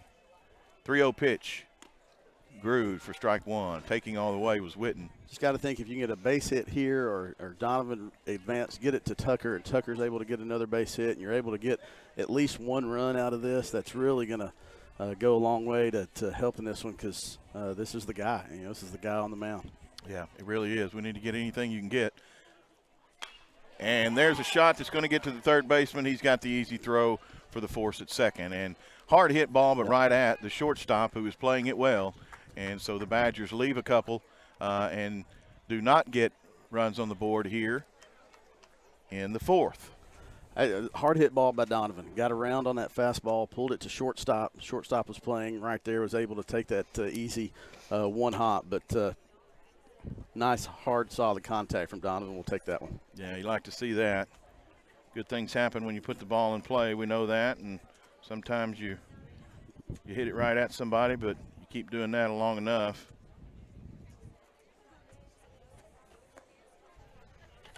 And good things will happen. Back out for inning number 5, Trip Campbell. 77 pitches, I believe, wasn't it? 77. 77 pitches. Still got a room to go. 110 is the maximum that you can throw. You can start an at-bat with less than that and go through the 110, but you cannot start a batter after 110 pitches. You must remove the pitcher. See if we can must rest for 3 days. Sorry about that, Blake. Right. Stepped on you. See if we can scroll through and find some scores from other regionals. The softball regional is being held here as well, but they couldn't play today. The field was too wet, couldn't get dry enough from all the rain. It is lower than it's at the bottom of the hill, so not as easy to get it dried. So they'll start tomorrow and finish on Monday. We'll scroll through here and try to get some of at least the 4A North region. and East Region results if we can find those. But the 4A state tournament only has 12 teams. It's a 16-team bracket. 4 teams get a bye. The winner of each region gets a bye into the second round, which is the round of 8, the quarterfinals. And the 4th bye rotates among the 3 regions each year. And this is not the year for the 4A South, so only the top team in this region will get a bye. But only 12 teams in that make that state tournament out of Class 4A, and the winners of today's games will be the 4 teams from the 4A South move to next week's state tournament at Nashville. And you know, for years, batting is Jackson Moore, and he's going to see a wild pitch. Goes all the way to the backstop. 2 balls and no strikes. Jackson is the 9-hole hitter, center fielder. He struck out back in the second. You know, for years, the state championship, at least the years that Arkadelphia was in it and winning it, was at Baum Stadium. Everybody always says all roads lead to Baum. Well, they don't anymore. They lead to Benton High Yeah. School.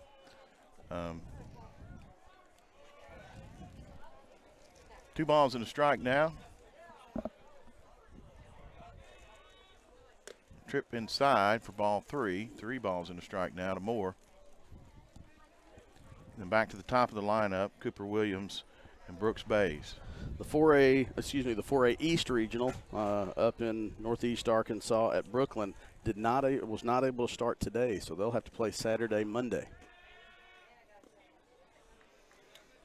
So a walk now is going to be the first base runner of the inning.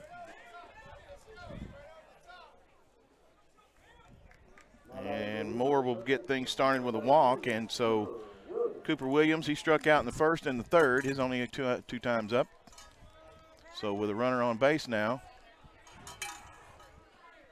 good start for the Eagles. Tripp going to look in and go to the stretch. Glove to the belt. There's a shot that's going to be a little hard to find, maybe a little hard to get to. Racing in is Juice Harris. He gets the play.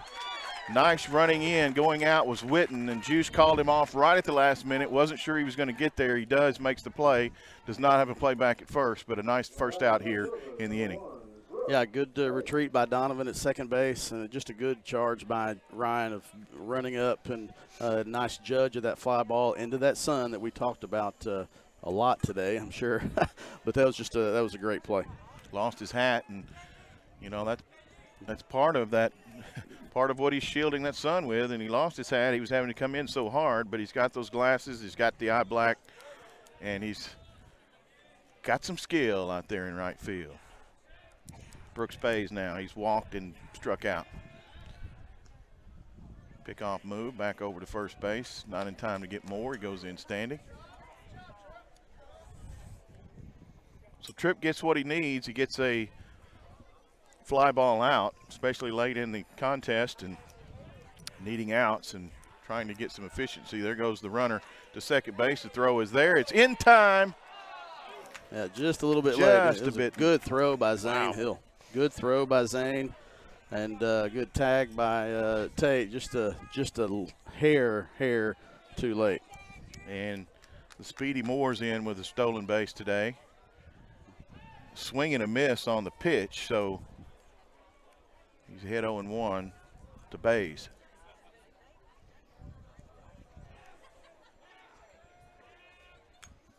Swinging a high fastball that's couldn't lay off. He fouls it to the screen, just under it. He's now ahead 0-2 to Bays. The only 3 regions, one not playing, 4A East not playing until tomorrow. Harris in the 4A North region, which is the 4A 1 and the 4, the Northwest Arkansas and the River Valley conferences. Harrison won the first game this morning. Shiloh Christian won the second game. There's a pop-up foul out of play. Still 0-2. A lot of pitches. I bet he's close to 95 if I had to guess. Maybe just around 90. Started the inning at 77. He's got one out in the inning and a runner on at second. There's a There's a shot that's going to get out into right center field and drop, and turning the corner at third base, and the first run of the game for Crossett, missing the cut, going to let the batter go into second base, so missed call there in the Badger outfield. So a run scores, and it's going to be a single.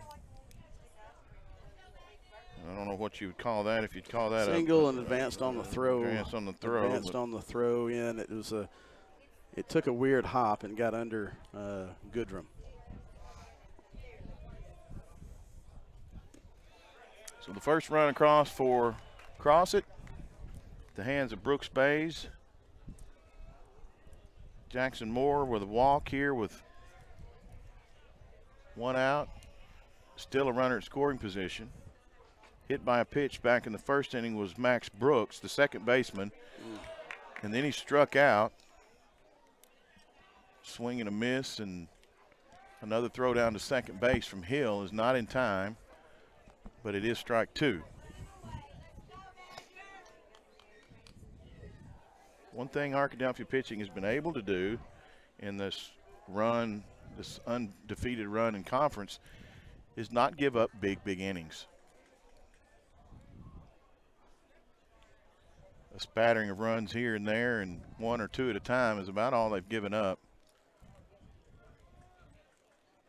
We'll hope it's the same here.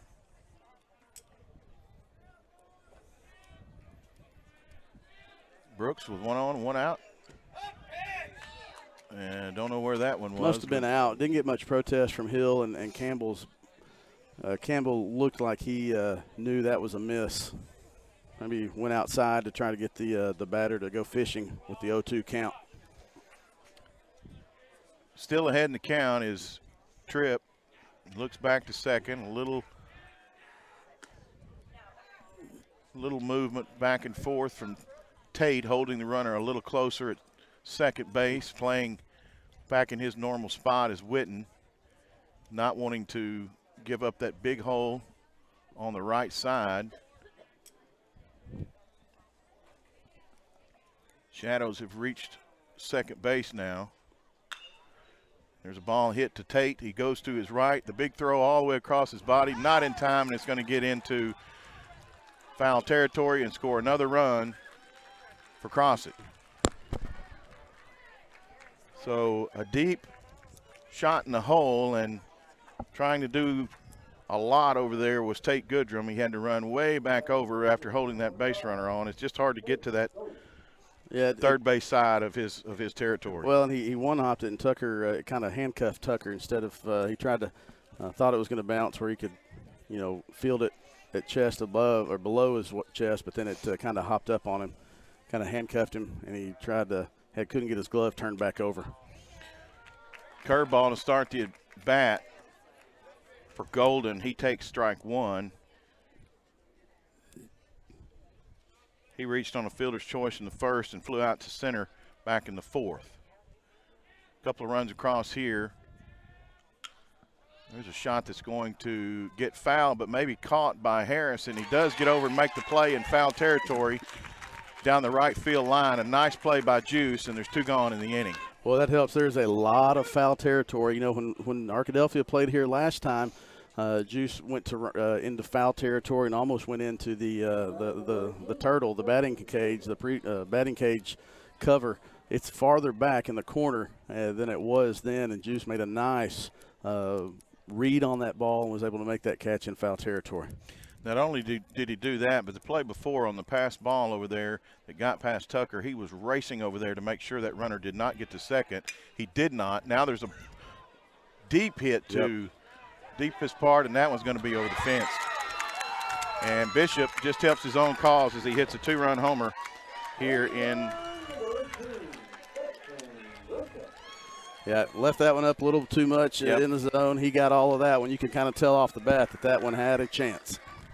This is a new ball game. 6-4 now is the score as Crossett has plated 4 runs here in the inning. Still 2 outs, and Bishop looked looked terrible his first 2 times at bat. He struck out looking, struck out swinging, and that time he barrels it up and sends it over the right field wall. Nothing that Harris could do but watch it go out, and about 320 is all. 320 feet. That's not a big ballpark till you get to center field here in Malvern. Yep, 385 dead center, but 310 down the lines, 335 to the power alleys.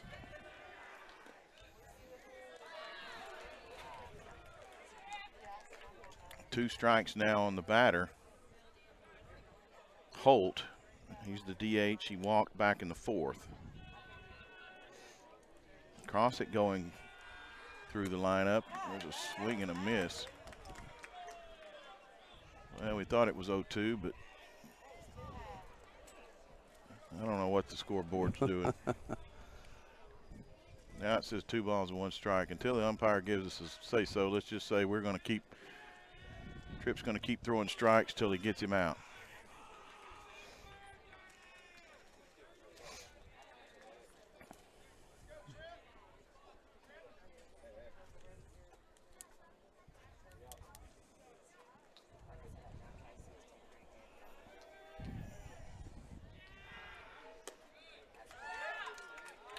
Three balls and 2 strikes. He was off to the first base, and the umpire says not so quick.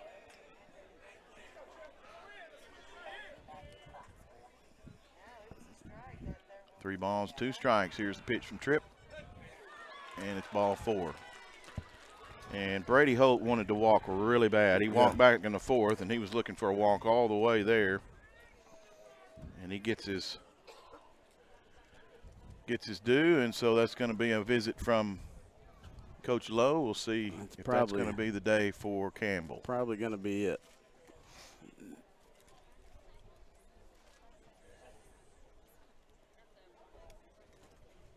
And we would think we might see Donovan Witten.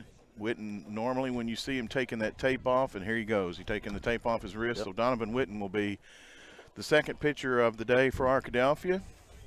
Nice day for Tripp Campbell, and had not been for this last half inning, he would just about nearly be perfect. So we're going to see some defensive substitution. Looks like Ryan Harris is going to be in second base.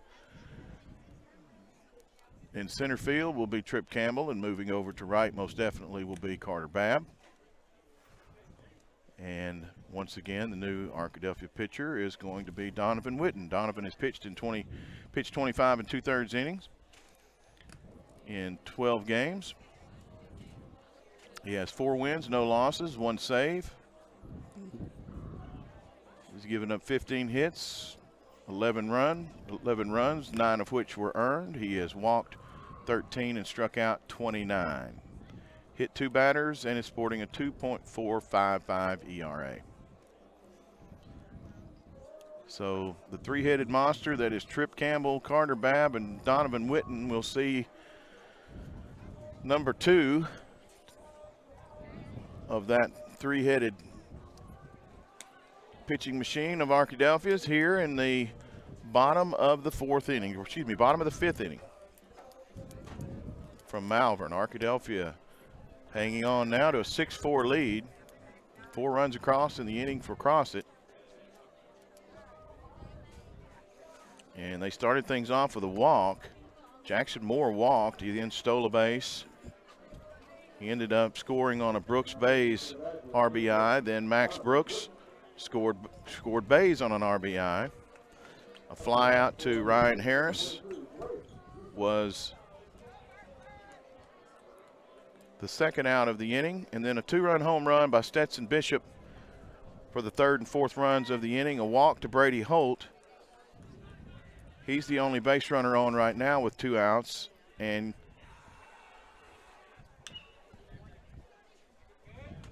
we've got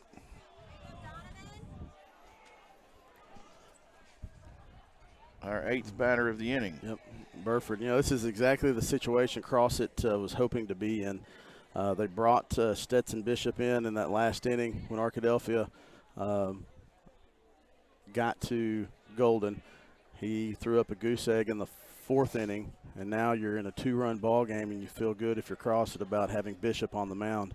Arkadelphia have to lock up on the mound and in defense and not allow anything else. So the book closed on Campbell says 4 2/3, 2 hits, 2 runs scored. Only one of those was earned. 5 base on balls and 9 strikeouts for Campbell.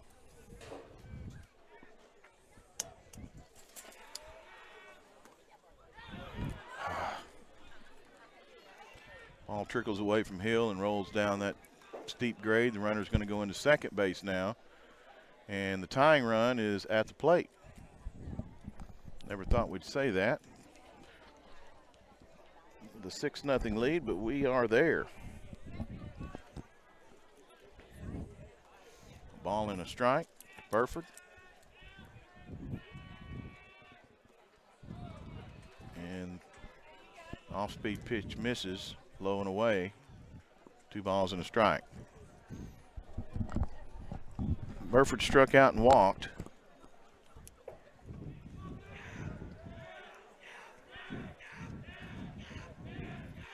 Got some barking out of the Crossett dugout.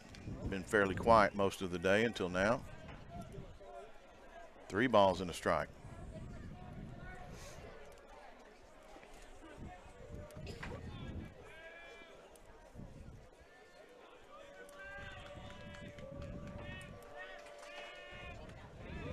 Strike 2. Took some off of that one and got it to stay in the zone for strike 2. So yeah, that breaking ball really started inside and just broke across the plate. Caught enough of it. Burford gave up on it, and Whitten runs the count full. Runner at second. 3 balls and 2 strikes. Swung on and grounded foul down the third baseline. Nice backhanded stop by Coach Walcott.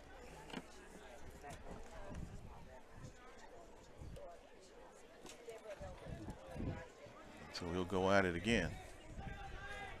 From the stretch, the belt, the kick, swing and a miss, and the inning is over. So a strikeout to end the inning, and coming in and doing his job was Donovan Whitten. So the Badgers now in the bottom of the 5th will bring up Johnson, Caden Young, and Ryan Harris. 7, 8, 9 batters, but have very productive bottom of the lineup today so far for Arkadelphia. And we'll see how they fare the first time they get to see young Bishop.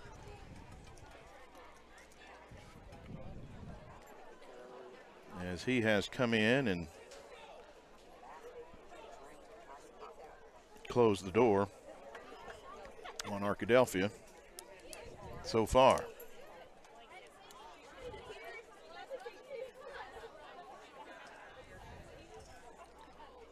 So win a game. What time do we play tomorrow? Winner of this game will play, I believe, at 12:30. The winner of the first game, I believe, at 10. So I think they're doing 10, 12:30, 3, 5:30 tomorrow, if I'm not mistaken. Nashville. The winner will play. Sorry, the winner will play the winner of the next game between Star City and Monticello. Star City and Nashville. Monticello already won. They'll play Fountain Lake tomorrow morning in the first game. Seeing some of the Star City folks filing in, as well as some of the Nashville Scrappers. Yeah, they were supposed to start a few minutes ago. Nashville going to be in the visiting dugout. We see some of their orange and black mixing in with the orange and black of the host team, Malvern Leopards. Malvern not in the tournament, but doing a fine job hosting today. Tell you what, you rain 4.5 inches. It's nice to be able to play ball the next day, especially in the morning. That was the case here at the park. 2 balls and 1 strike now to Tucker as he watches his first strike. He's taking all the way. We'll see if he can catch up, how quick he can catch up to the speed of Bishop. 3-0, excuse me, 3-1. He may not have to. Is Tucker going to try to get on base here?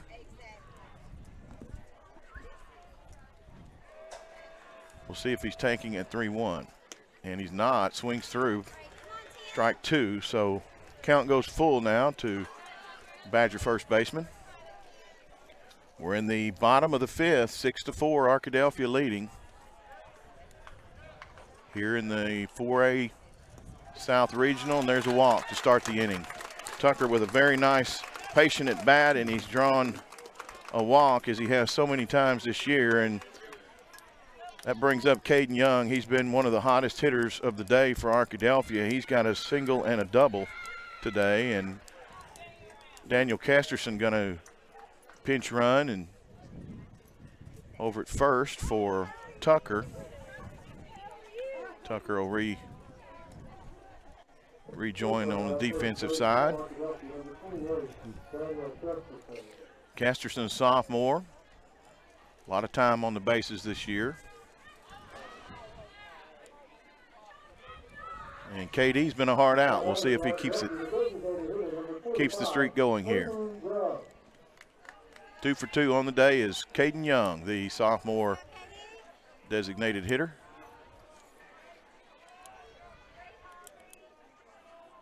Casterson is away at first. Modest lead being held on.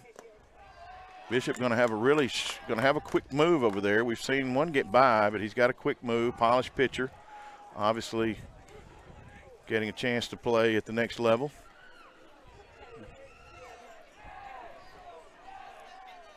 And there's that move, and quickly back in standing. Casterson not even having to get dirty. We'll see if he takes any more of a lead over there. Arkadelphia kind of in between with a 2-run lead. You don't want to get your first base runner of the inning with no outs picked off or caught stealing, especially with a hot-hitting Young up, and he takes strike 1, even at a ball and a strike.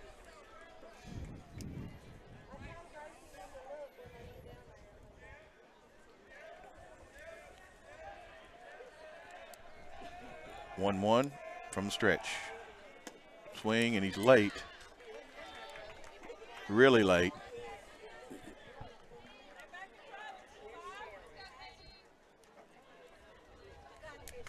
Now in the hole, 1 ball and 2 strikes.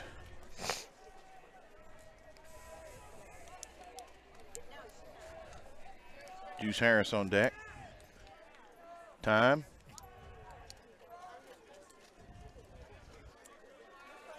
called by the catcher for Crossett. Ball and 2 strikes now. Sun popping back up from behind the cloud again, lighting things up. There's a high pitch for an even count now, 2-2. Arkadelphia would like to get another couple of insurance runs here as this has become too close for comfort. 6-4, bottom of the 5th. So now KD has missed one. He's late on one. We'll see if he can time it up and put one in play here at 2-2. Casterson pinch running over at first base. Tucker Johnson drew a walk to start the inning. Crossett closed the gap with 4 runs back in the top of the inning. And he swung at a pitch way high that would have been ball 3. So the first out of the inning is a swinging strike 3 from KD Young. So an RBI single.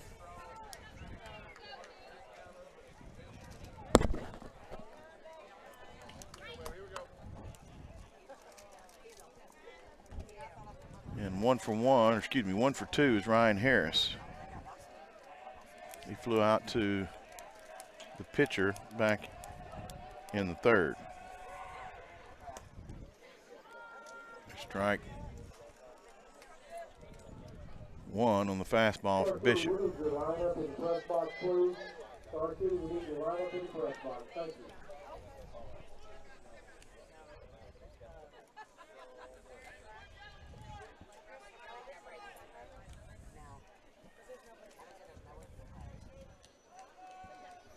Harris, a senior right fielder. One out, a runner on here in the bottom of the fifth. We play 7.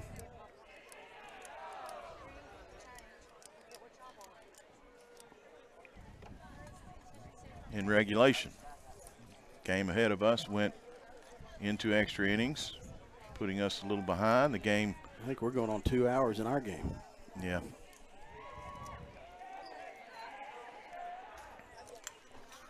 Harris fouls one back, so we've seen Bishop get away with that first strike. He's gotten away with the second strike, and then the third strike, he's had to do a little something different with it. Yep. We'll see if he follows suit there, if he goes up high, and that's what we saw with KD. It's what we saw, and he does exactly that. And nice take. Nice take there by Ryan. He knew it was coming. Apparently he was paying attention in that on-deck circle. He saw the trend, and now we'll see what Bishop does if he wastes another. He does have a pitch to burn here. And he does go high and outside that time. And Juice wanting him to work for it a little harder than that. 2 balls, 2 strikes, an out, a runner on. Bottom of the fifth, Arkadelphia hanging on to a 2-run lead. Bishop comes set. Here's the pitch. It's high and it's driven over the third baseman's head and into left field. He had to climb the ladder to get it, Chris, but he was patient and he was able to put 2 runners on now. Boy, and he put that ball just over the reach of the third baseman. There couldn't have bounced in fair territory. And so now runner in scoring position for Arkadelphia. And 2 hours ago, Tate Goodrum was up at the plate. Yeah, we started this game at 4:45, and so we're on 2 hours. We're just in the bottom of the fifth in a game that was comfortable, and then a 4 spot from the Eagles in the top of the fifth. They had a 2-run game, and with 2 outs, 1 out. This is a big AB for Goodrum with Kesterson in scoring position. Arkadelphia has done well with runners in scoring position for the most part today. And Tate fouls the first one out of play off the right side. He reached on an error in the first. He struck out in the second and then hit into a fielder's choice in the third. So first time he's seen Bishop. This is Bishop finish. This will be the 9th batter Bishop has faced since he came in. And that ball is going to get away. It's going to get runners up, and both in scoring position now. Arkadelphia needed that, Chris. They have not had one to the screen all day, and now it happens at just the right time as both runners go to scoring position. Yeah, it's a pass ball. I think the catcher got crossed up, and now the coaches are telling the catcher to go out and talk to Bishop on the mound to make sure they're on the same page. You heard the coach holler, go talk to him, make sure they're on the same page. But now with 1 out, double play is not in order. And Tate at the plate. A base hit to the outfield, unless it's hit hard right at somebody, would most likely score 2 with Ryan at second base. And that's what we're wanting here. We've got the top of the order up, and these guys just get on base a lot, and that's what we need. And a nice base hit in a hole somewhere would give the Badgers some breathing room here in the bottom of the fifth. 1 ball, 1 strike to the senior shortstop. Here's the pitch. It's on the outside, Black for strike 2. Tate gives no argument, normally doesn't. One of the classiest young people that I know is Tate Goodrum. He's a class act and a good ball player, and he's going to step out of the box. Ball and 2 strikes.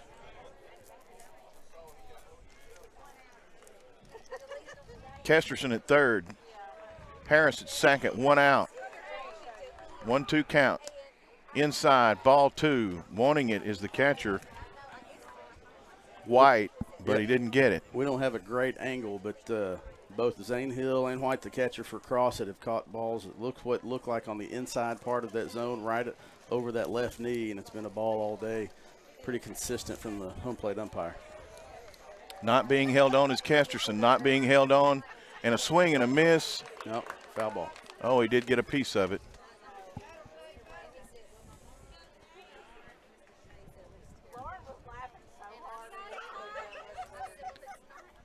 Tate with that look of business on his face he normally does when he goes between those lines.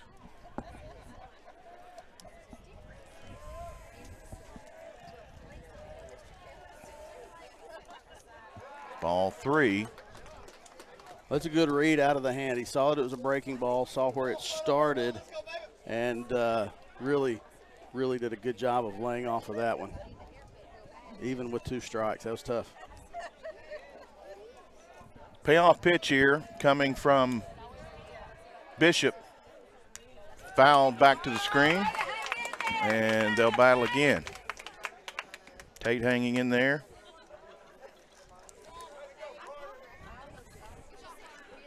Carter was just beaten to the foul ball by an underclassman from Crossett who. He's been hustling for those foul balls all day. He has been. 3-2 pitch.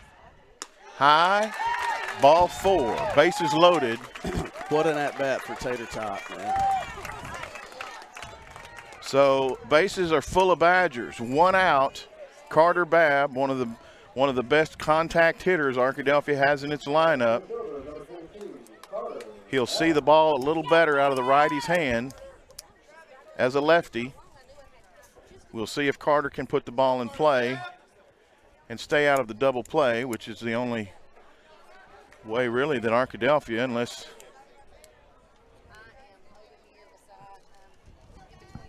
force of double play. We don't want that, but lurking on deck is, there's a shot out into right center field. It's going to get down. 1 will score. 2 will score. Coming into third, putting on the brakes is Goodrum. Carter Babb just gave the Badgers some life. Wow.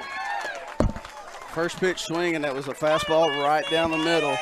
He got around on it. He's turned on both of those, all 3 of the first 2 at bats where he put the bat on the ball. He pulled towards the second baseman. That one, fastball right down the middle. He got out in front of it and was able to pull that one in the gap in right center field to kind of let Arkadelphia breathe a little bit now. And you still have 2 runners in scoring position with trip up. 1 out.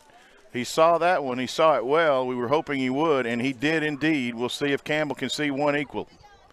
Here's the pitch. High, outside.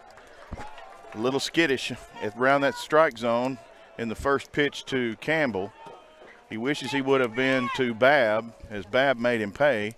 Badgers now leading 8-4 here in the bottom of the 5th. Campbell looks in from the left side.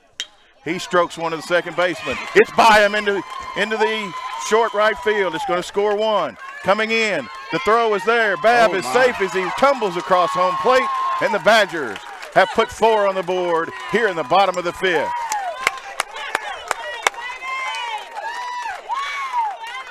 Hard hit ball by Tripp. Past the second baseman. Babb was running on contact, never broke stride. You said he tumbled into the plate. That was exactly right. We'll take it.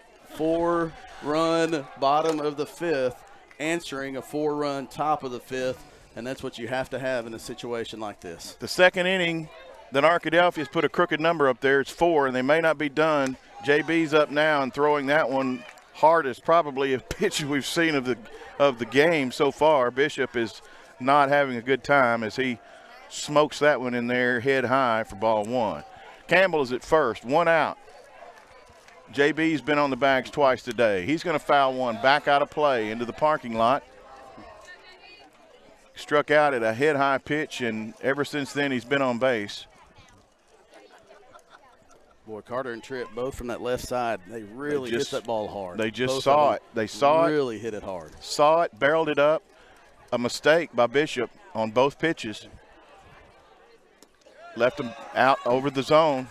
There's the ball that's going to get tripped down to second base. Now things starting to fall apart just a little bit for Crossett. That one, again, just skipped off the catcher's mitt. It didn't look like a wild pitch. It was more of a pass ball. Yep. And so 2 balls and a strike now to JB as he now has another runner in scoring position for Arkadelphia. Holding that bat high. Here's the pitch. Low, ball 2. Or excuse me, ball 3. Pentecost on deck. Pentecost has already seen. He has seen him once.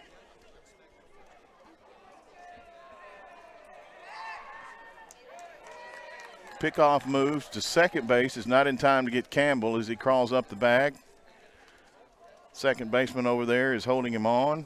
Short and second seem to be kind of swapping out and playing a little cat and mouse with him. Everyone else at normal depth for Crossett. Still a big hole in that right side infield. Bell takes ball 4. So again, Badgers now with 2 runners on, and Bishop starting to shrug his shoulders just a bit as he circles the mound, gets a visit from the first baseman who started the game, Golden. So the 2 pitchers of record here for our Crossett having a little powwow, and we'll see if Bishop can regain his composure a little bit and get out of the inning. Arkadelphia sends its 8th batter of the inning. Going into third base, no one paying attention over there, and Trip Campbell just goes into third base.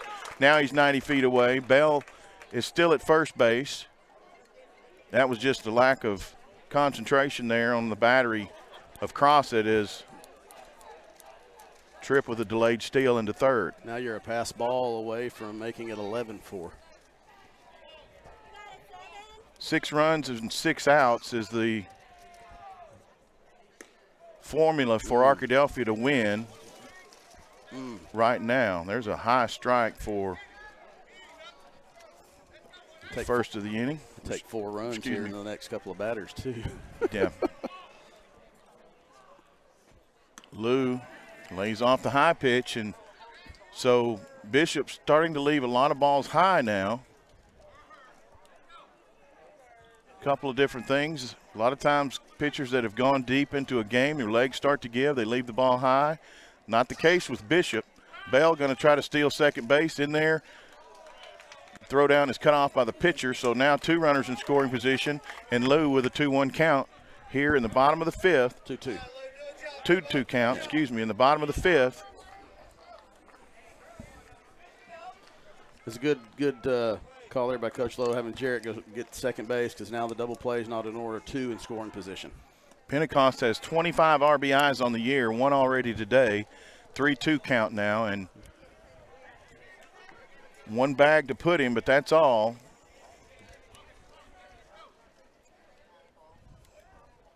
We'll see if he comes into the zone. Here's the pitch. He does not. It's high, ball 4. And now with Pentecost on, the Badgers have loaded the bases again here in the bottom of the 5th. And a big old boy coming up to bat in Donovan Witten.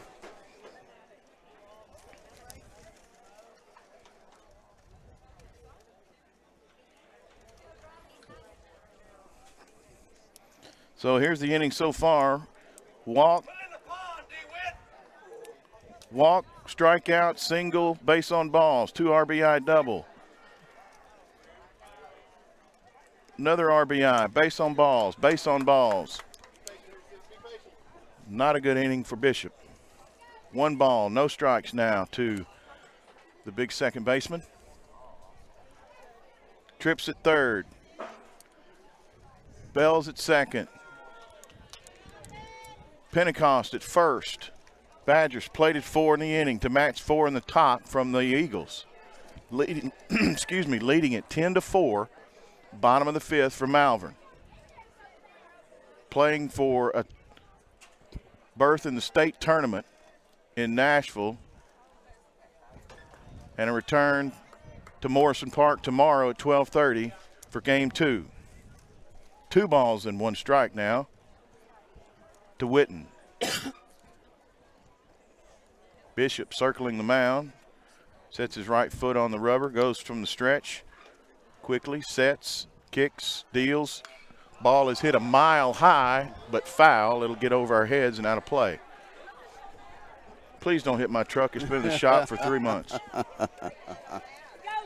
I just got it back today.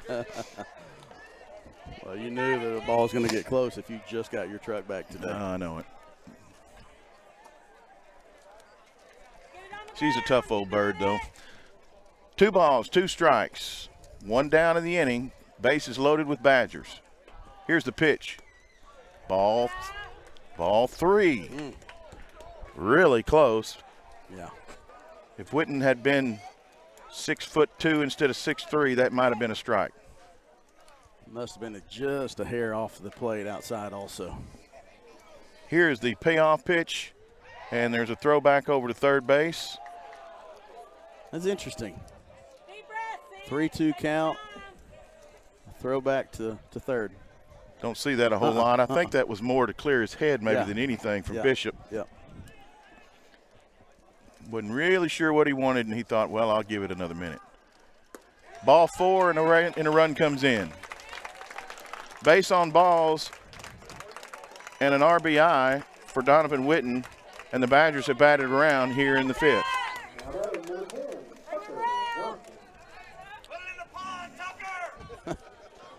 Tucker walked to start the inning. Matt Johnson's telling him to put it in the pond. I don't know where the pond is, but I hope it's out there somewhere over that fence. Well, he put it in the parking lot behind us. Found it in the pond behind us. I'm sure there's been several ponds in this area over the last couple of days. Yep. I think there was a little bit of a pond out in deep left field as late as this morning. Yeah. Well, hats off to Coach Knight, Jace Roberts, Brian Golden, and the rest of the Malvern baseball staff and players for their work over the last probably guess we're getting close to 24 hours now since it stopped raining to be able to get playable. Obviously, softball wasn't able to, but whoo. Tucker takes a high strike. Not crazy about that one, but umpire may need to go. He may need to have a potty break. So now, this has been a long inning. 0-2 on Tucker. There's a shot right back up the middle. It's in the hole. It's going to score 1. No, it's not. I'm sorry. It was picked. I could not see it from our vantage point. It looked like it got through. That was a nice dive and stop by shortstop to be able to get that one right behind the bag. He was able to flip to Brooks at second for 1 run. They were not able to turn the double play, though, and so 1 run does score. Trip Campbell did score, and so now runners at first and third with 2 outs for KD Young. And the Badgers lead it by a snowman. 12-4 is the score on the scoreboard. KD's been a hard out today. And he gets a piece of that one, and that one got the the catcher, and the umpire going to give him a little bit of time to regroup, and the catcher says, nope, don't need it. Come on back. We're at 2 hours and 15 minutes. That catcher says this being in this gear for 2 hours and this long hurts a whole lot worse than that foul ball. We're at 2 hours and 15 minutes still in the bottom of the 5th inning. This has been one long 5th inning. 4 in the top for Crossett and 6 now for Arkadelphia in the bottom half. There's a shot that's going to eat up the third baseman. It's going to score 1. Runners now at first and second. And Chris, you're a student of the game. Is there a 10-run rule in playoff baseball? I was wondering about that. I'm not sure. Well, it's 13-4, and if so, that winning run is at second base for Arkadelphia with 2 outs. And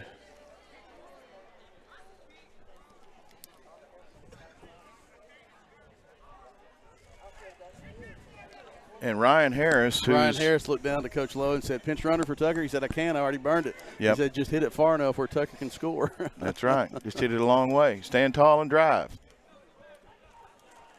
I haven't been in this situation to worry about the run rule in playoff baseball in a while. I can't remember.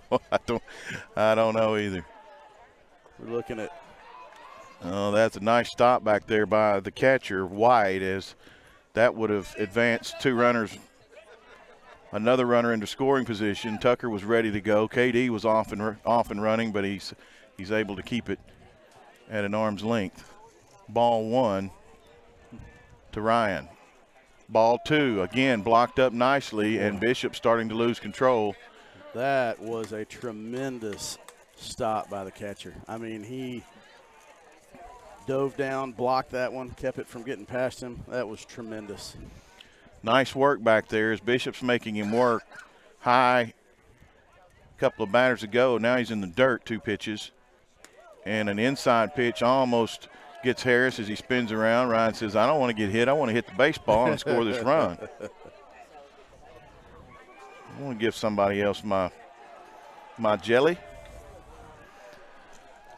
3 balls, no strikes to Ryan Harris. Strike 1. Ryan does not give it any second thought. He simply digs in a little bit, gets ready to see if he'll bring it back. We'll see if Bishop is able to bring one in again. There's the pitch. And Ryan fishes at one a little outside, and so count goes full now. A collective groan from the crowd. Now at 3-2, runners are going to be off on the Coach Lowe just hollering to Tucker and KD, make sure they know. So Tucker's going to have a lead, a base hit. Good scoring from second. And nope, the spin around. We knew that. I could have told you that was going to happen. They're going to make the runners think about it just a little bit. Still, Bishop really not too sure of himself. Giving up a lot of runs in this inning.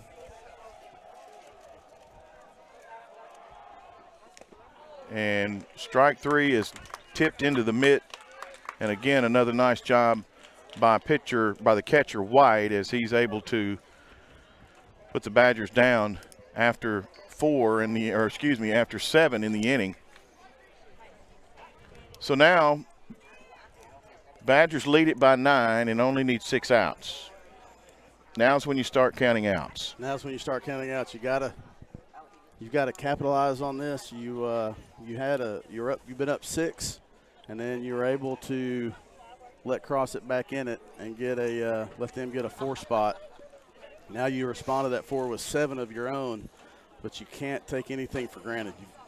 You've got to continue to throw strikes and be ready to play defense and pretend that you can play like this is a 1 or 2 run game.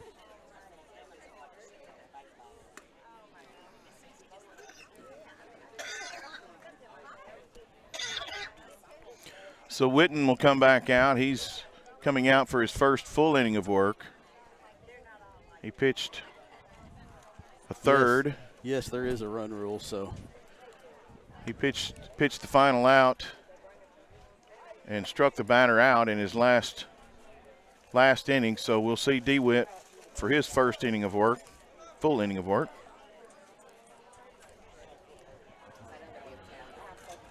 And he'll face the catcher, number 24, Andrew White, who's played a whale of a game behind the plate. He has flown out to center field and popped up a mile high to the pitcher.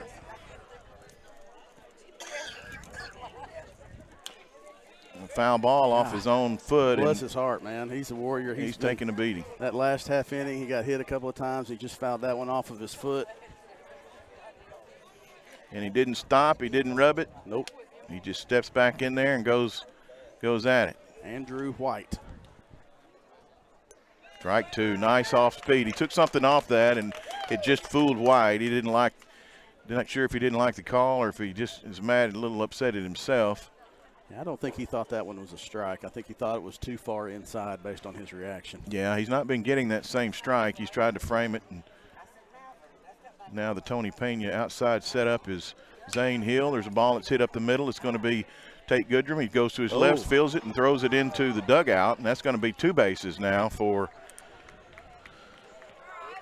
for White, as what usually is a routine play ends up in a two-base error. Yeah, we were at the angle where as soon as that ball came out of his hand, you could just tell that it was going up instead of straight over. So a rare error on Goodrum, and he shakes it off, and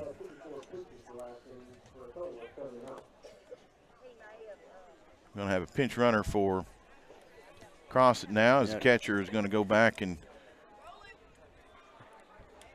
a well-deserved, probably put some ice on him. Well-deserved break for Andrew White. Hats off to him for his effort. Hit that ball hard, got down the line quickly, and he was rewarded for his efforts.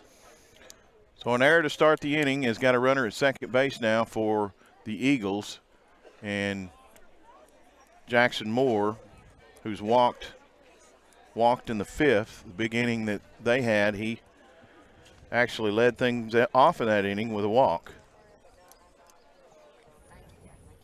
Takes ball one here. And a low ball two. Walks are your enemy. Putting the ball in play is not for Arkadelphia. Rare error on the defense. That doesn't happen very often, and I can bet it won't happen again. But Crossett at this point of the game is going to want base runners, and they'll do it any way they can. When you look up both of these teams, whoever wins this game will not have either of their, these two guys who have pitched today. So tomorrow, Donovan's already gone over his 30, I'm 95% sure. And so you've got to have this win. You've got to get the win. And then you figure out tomorrow when it gets here. Yeah, you absolutely do. 3-1 now to Moore. Crossett with a runner on here already, and there's a ball that's going to skip for ball four. So a couple of walks to start things off. Well, excuse me. A couple of base runners to start things off. A walk here Moore to follow up the error, and now two runners on for Crossett. Nobody out. Cooper Williams, the leadoff hitter, is back up. He's 0 for 3 today, 2 strikeouts and a flyout.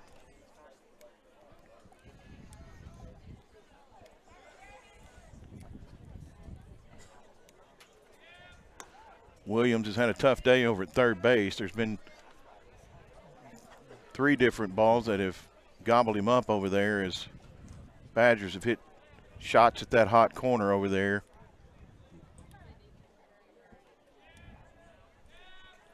Swing and a miss. That was ball 2. And yeah, Donovan's thankful for that one.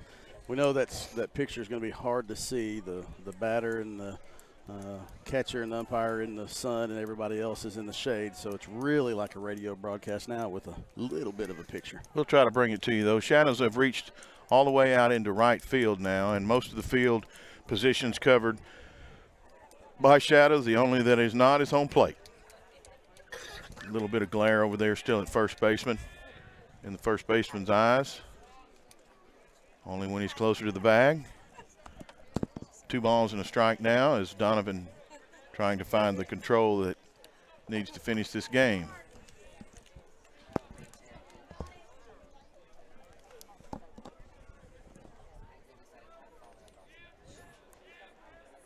From the stretch, here's the pitch, and it's ball 3. Crossett needs base runners, and that's what the third base coach is telling Williams right there. He said, we need base runners more than anything, and they're close to having the bases loaded. So if it doesn't fill up a coffee cup, or in his don't swing at it, and that one filled up a coffee cup. So it's 3 balls, 2 strikes now, and Donovan needs a big pitch here. Ground ball or a strikeout would be just what the doctor ordered. And here's the pitch. And it's fouled off. He bailed him out of ball 4. That's 2 pitches in the at-bat that Williams has bailed him out.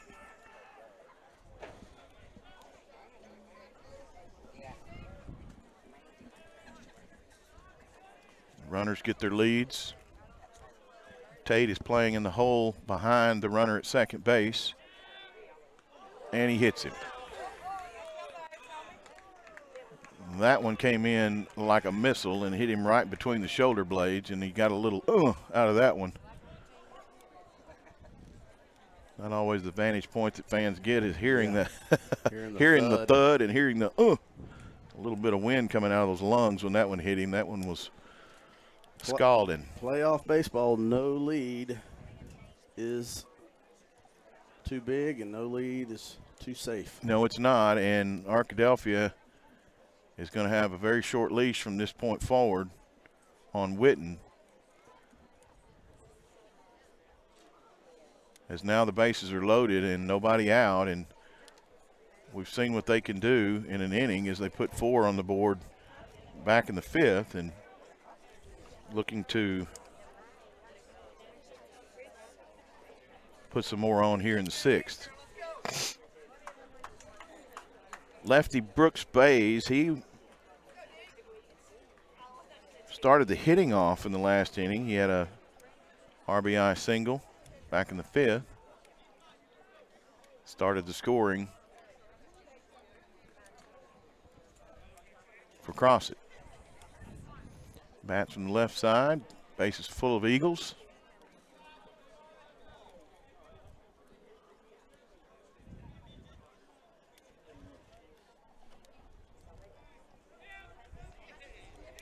Set from the stretch. Here's the pitch. Strike 1. So the pep talk worked for at least a pitch. As I believe that was the first batter of the inning that he started off with a strike. Throw strikes, young man. And he gets one right up towards the middle. It's going to be gathered in, but no outs, as converging from second was Harris, from from short was Goodrum, and neither can get to the bag, and so a run scores and an infield hit for Bays.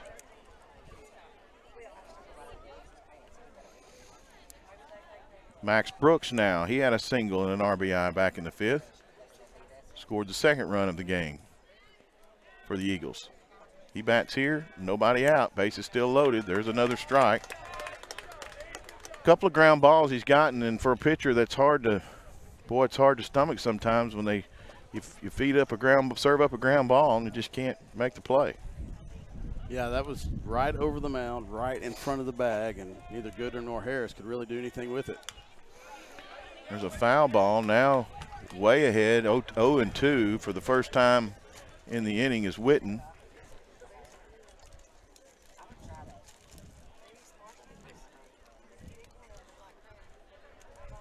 We'll see if Witten can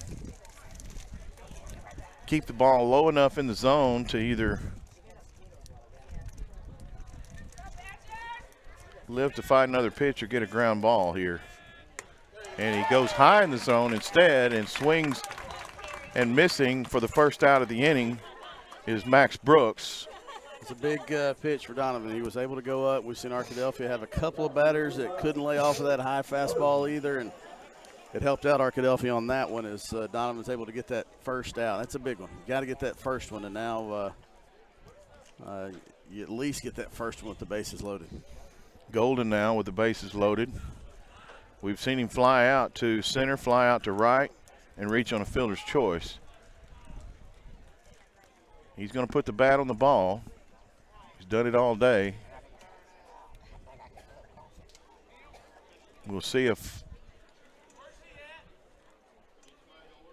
they're asking where Donovan Witten is, and he's at 27. He's at 27 pitches, and so now you figure out what you're going to do and, start this one. Now this is when pitch counts play into it, because if you go over that 30 or 35? I believe it's 35. If you go over that, you can't pitch tomorrow, and so big spot for Witten here, figuring out pitch count and all that. Well, and another reason that the two games on the same day can be detrimental to a team that's had to go this long. And there's a ball that's going to hit the batter, and that may be all for Whitten. He's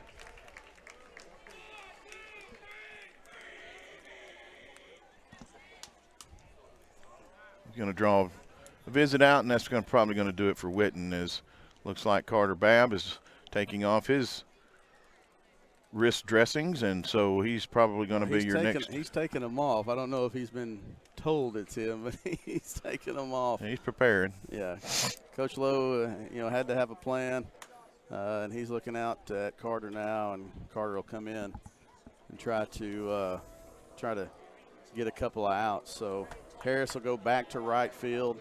Donovan Whitten back to second base, and Whitten is still able to pitch tomorrow. Carter's first batter he faces will be Stetson Bishop, and his last time at bat, he put Crossett right back into this one with a 2-run home run to make it 6-4, and he's going to try to do the same here with the bases loaded and only one out here in the top of the 6th inning.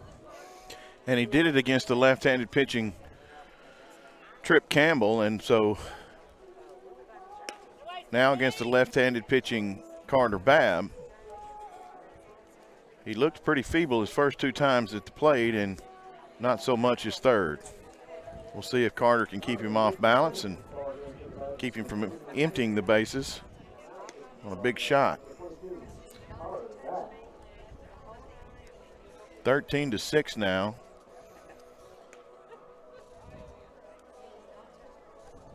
It was 9, now is a 7-run lead.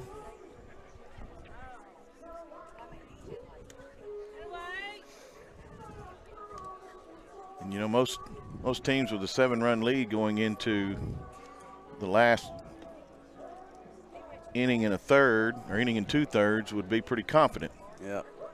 Not that playoffs, man, anything can happen. Yeah, you're exactly right. I'm a Mets fan, which I would agree. I'm sure most would agree that that's a hard fan to be.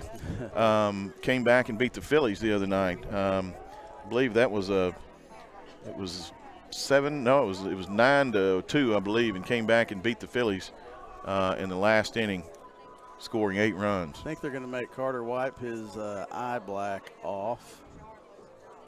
Why is that? I guess it's distracting. Oh, he asked the home plate umpire if he's good, and he says yes. Stuff is getting hot. Yeah.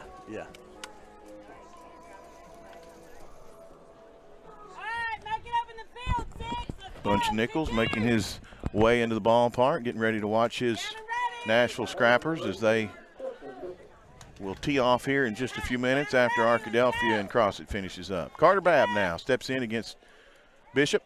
Bases loaded. Bottom of the 6th. 1 out. Arkadelphia 13. Crossett 6. Long way from over. Ball is hit. It's going to be right back to the pitcher for 1 and on to first base, double play. Carter Babb. How about that? How about that? Nice play. Zane Hill catches it from Babb. Babb has the wherewithal after the ball's hit back to him to come to Hill. Hill makes the throw to first base for the double play, and just like that, the inning is dead. The 1-2-3, you don't see that very often, but Babb fielded his position well. He came back, fielded it, knew what was coming. Zane did a nice job of catching the ball with his right foot on the plate, and then he threw that ball right over Bishop and to Tucker Johnson. Nice stretch from Tucker for the 1-2-3 double play, and that was rather large.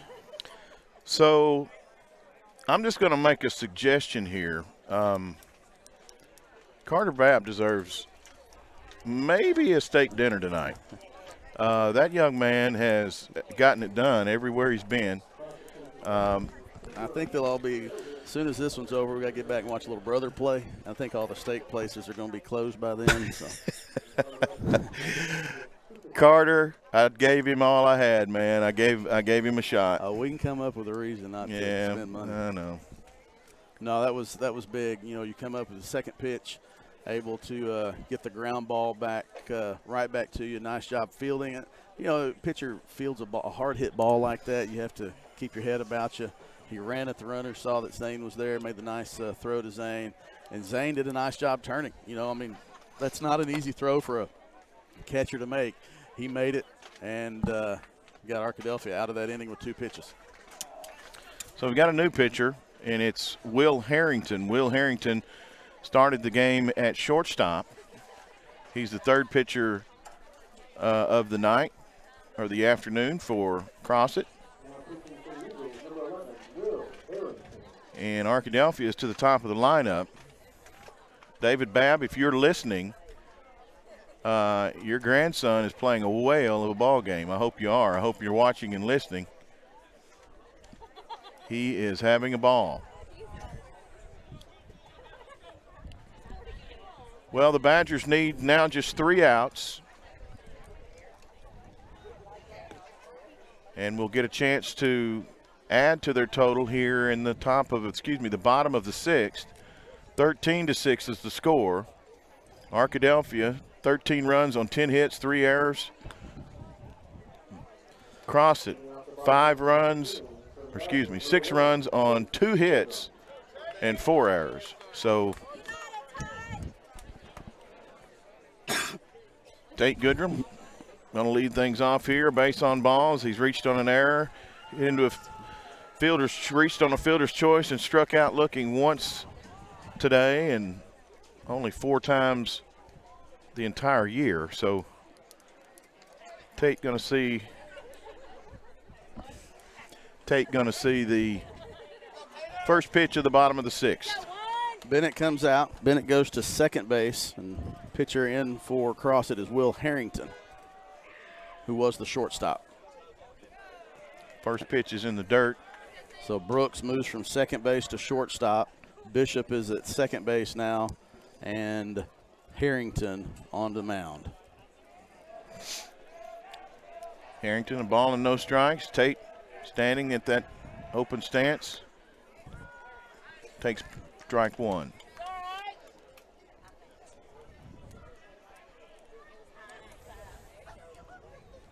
Carter Babb waits on deck. Trip Campbell in the hole. Big sliding motion across the rubber, and it's strike 2 as a little bit of an unorthodox windup as Harrington starts on the third base side of the rubber and slides almost all the way to the other end with his plant foot. Outside, ball 2, even now at 2-2.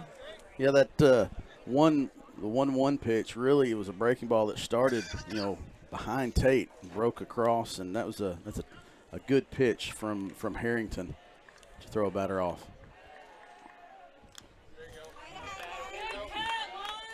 Tate pulls a good pitch there, fouling it back to the screen. Carter's decided he's not going to try to chase down number 21 to the foul ball anymore. So that young man he's on a mission all day. That's all conference foul ball receiving right there. 2-2 on its way. Driven into high, short right field. The second baseman going back. The right fielder almost converged. The second baseman backing up makes the play. And not really what you want to see. Not sure if the right fielder called him off. Either way, they made the play, and so. Yep, Bishop retreated back. Burford was coming hard, and I think they were a couple of feet from hitting each other, but Bishop was able to make that catch for the first out.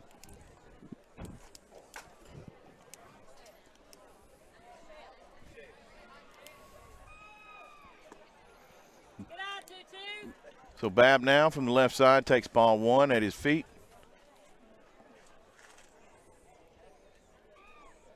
Two RBI double back in the 5th really got things rolling for the Badgers.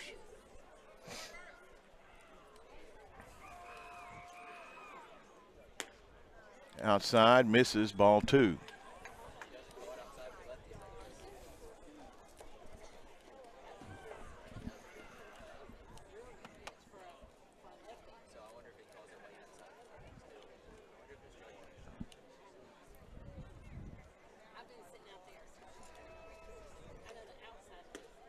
Ball 3.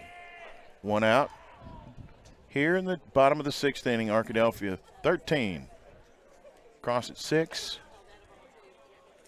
In a game of big innings.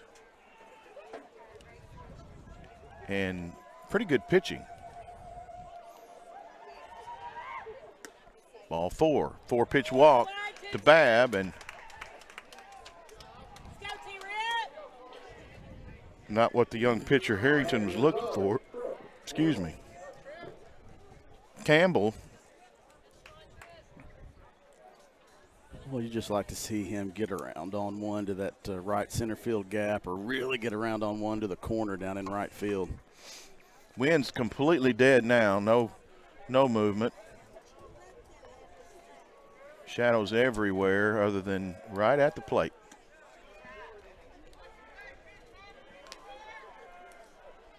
Ball 1 to Tripp.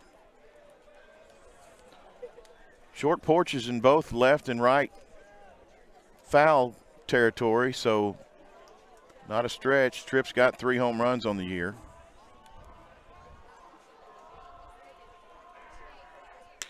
And here, this could be, no, it's going to fall into that dead air out there at the 335 mark, so the left fielder is able to move over. He was shading the lefty a little bit towards center, and it paid off for him as the second out of the inning. Yeah, he was playing in left center field. He wasn't playing a true left field. He was playing Tripp to pull, and Tripp went opposite field in the gap, and that's right where the left fielder was playing.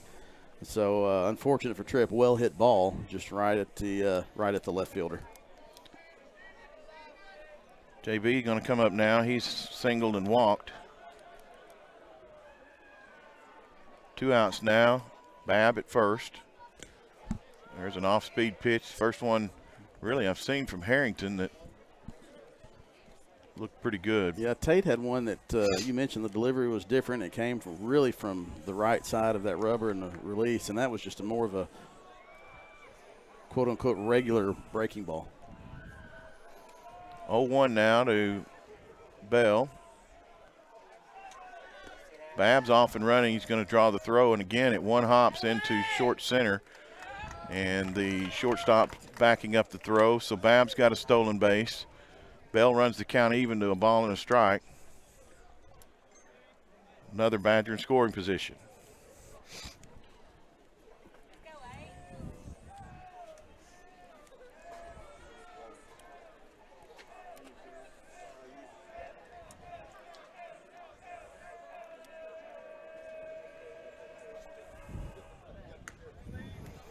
High pitch, ball 2. Pentecost waits on deck if Bell were to reach.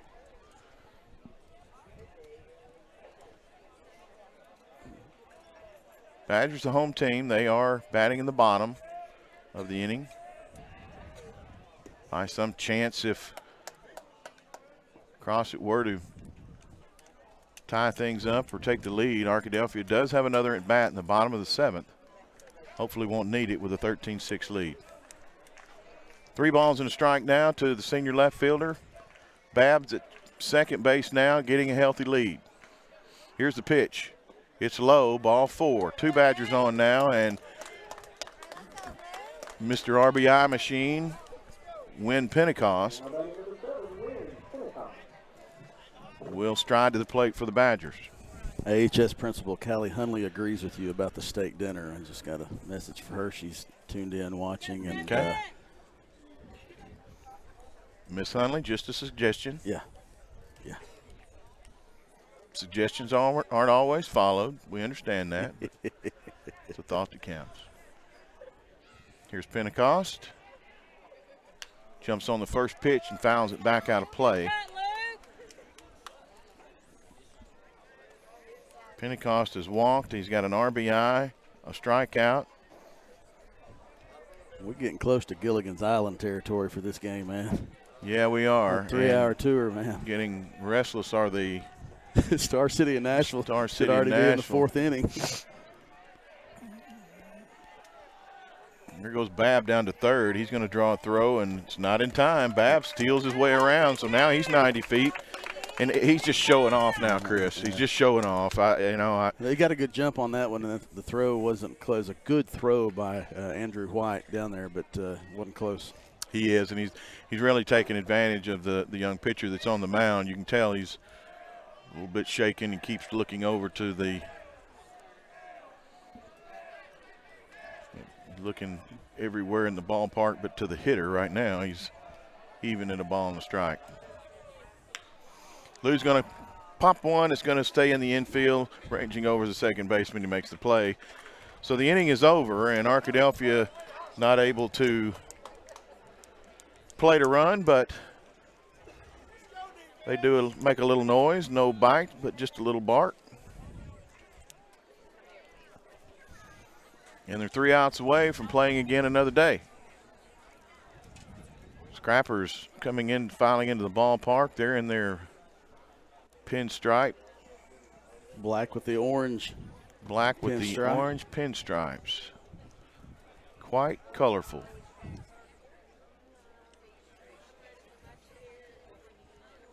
I'm getting more messages that the steak should be done. I think it's going to be one of those, someone will put, if I get 500 likes on this post, I'll do something. You're welcome, Carter. Yeah. You're welcome. It's going to happen, buddy. Keep going. You got to take his wristband off again, off his belt. There's a long way to go in this game. Yep. There is that, and there's a long, tall hill to climb for the Crossett Eagles. They are trailing 13-6, and they've got 3 outs to make it up, or this one's in the book, and the long ride back to Southeast Arkansas is the only thing they can look forward to. Arkadelphia, on the other hand, in good shape, looking to end this thing with some momentum going into tomorrow's semifinals. 13 runs on 10 hits. You carry that over. I mean, you're playing tomorrow. I do like this suggestion. Said tell Blake he can take Carter out for a steak. I'm all in on that one, man. I tell you what, as well as Carter Babs played today, they're volunteering your money, man. I don't have a problem with that. As well as that young man has played, I will oblige him. I certainly will. He's got 3 more outs though before he can even think about having a steak dinner. And right, you go back to give him a hard time, but you go back to that the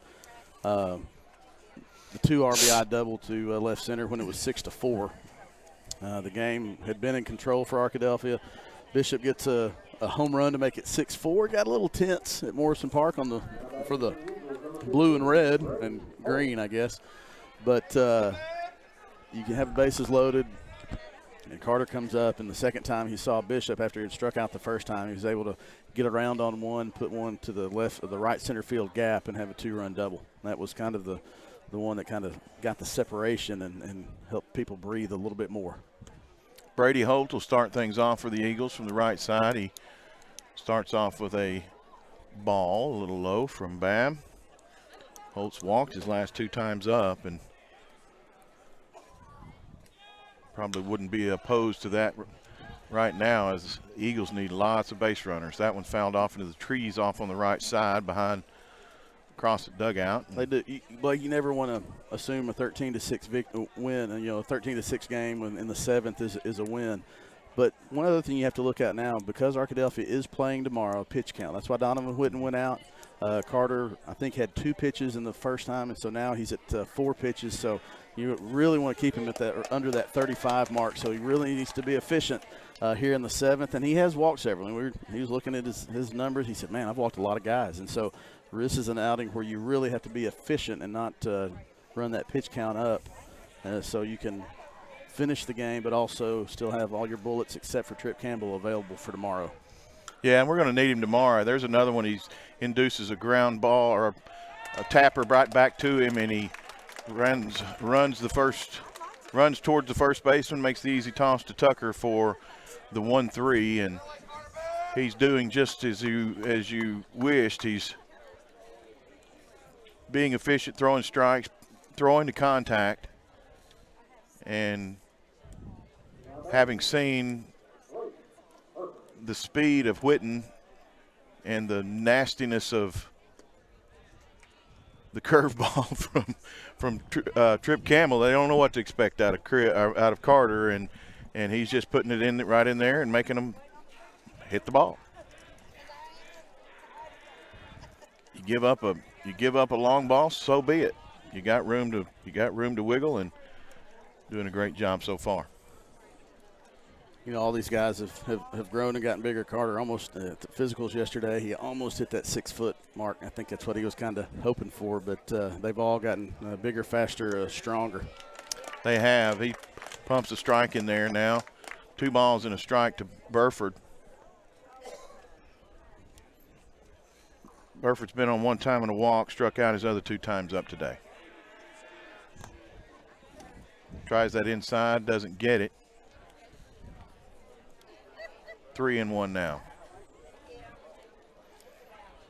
Andrew White, the catcher, waits on deck. He'll bat in the inning for Crossett.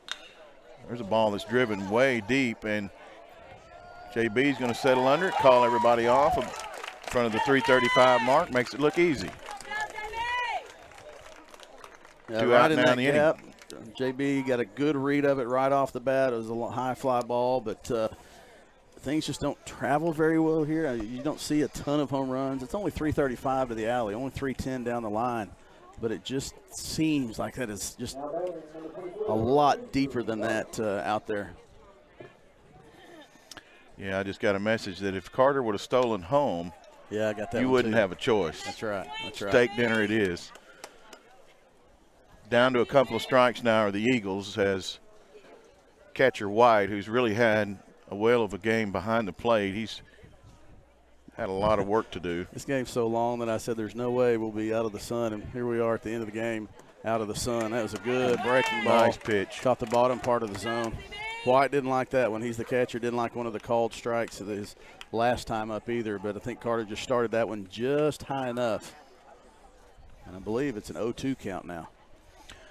Folks, we'd love to stick around after the game, but fortunately just fouled it off himself again, and that poor young man is taking a beating behind the plate and at the plate. We're not going to be able to bring you much post-game because there are folks that are going to be wanting to get in and use our spot, and so we'll wrap it up as quick as possible and hopefully get back on the air tomorrow a little ahead of time and bring you some final numbers, but it's been good so far for Arkadelphia today. Here's the 0-2. Burns a pitch high and away. White's not going for it. Tomorrow at 1:30. Winner Arkadelphia, if you get this last out, will play tomorrow at 1:30 against the winner of Star City and Nashville. The first game will be at 11. Burns another one high. 2 balls now and 2 strikes. Yeah, he dropped down a little bit on that one, trying to do something different. It didn't quite work either time. So semis tomorrow, 11 a.m. and 1:30 p.m. Consolation at 4 p.m. Championship at 6:30 tomorrow night. Outside, just missed. Carter wanted that one. He runs the count full. Jackson Moore waits on deck.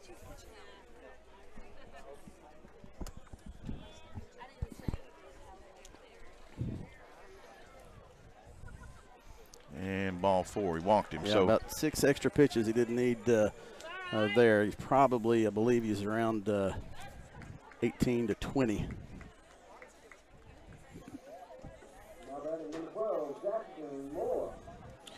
18 pitches for Babb. I'm sorry, 18 pitches. Courtesy runner for the catcher again for Crossett. So now 18 pitches for Carter. Been pretty efficient. He's going to try to get this last one. Jackson Moore's drawn a couple of walks his last 2 times up. Struck out earlier in the game. He's been a patient hitter, and we can expect no less with Crossett needing a lot of base runners with only 1 out to go. Swing and a miss, and swung right through that as Carter just grooved it right down the middle. He'll take a long walk around the mound and come back set from the stretch. There's a pitch that misses outside. Ball and a strike. Back to the top of the lineup. If Moore were to reach, Cooper Williams. 3-hour game. I've been waiting to say that. Tour. Strike 2. That was a bubblegum. That was a bubblegum pitch that the batter wasn't looking for and just never gave it a second look, and it just floats right over the plate. Ball and 2 strikes now. Again, down to their final strike, and ball 2. He wanted to go back with the fastball. He tried to get him going, but the batter did a nice job being patient. Didn't quite go fishing at that one, too low in the zone. Now it's 2-2.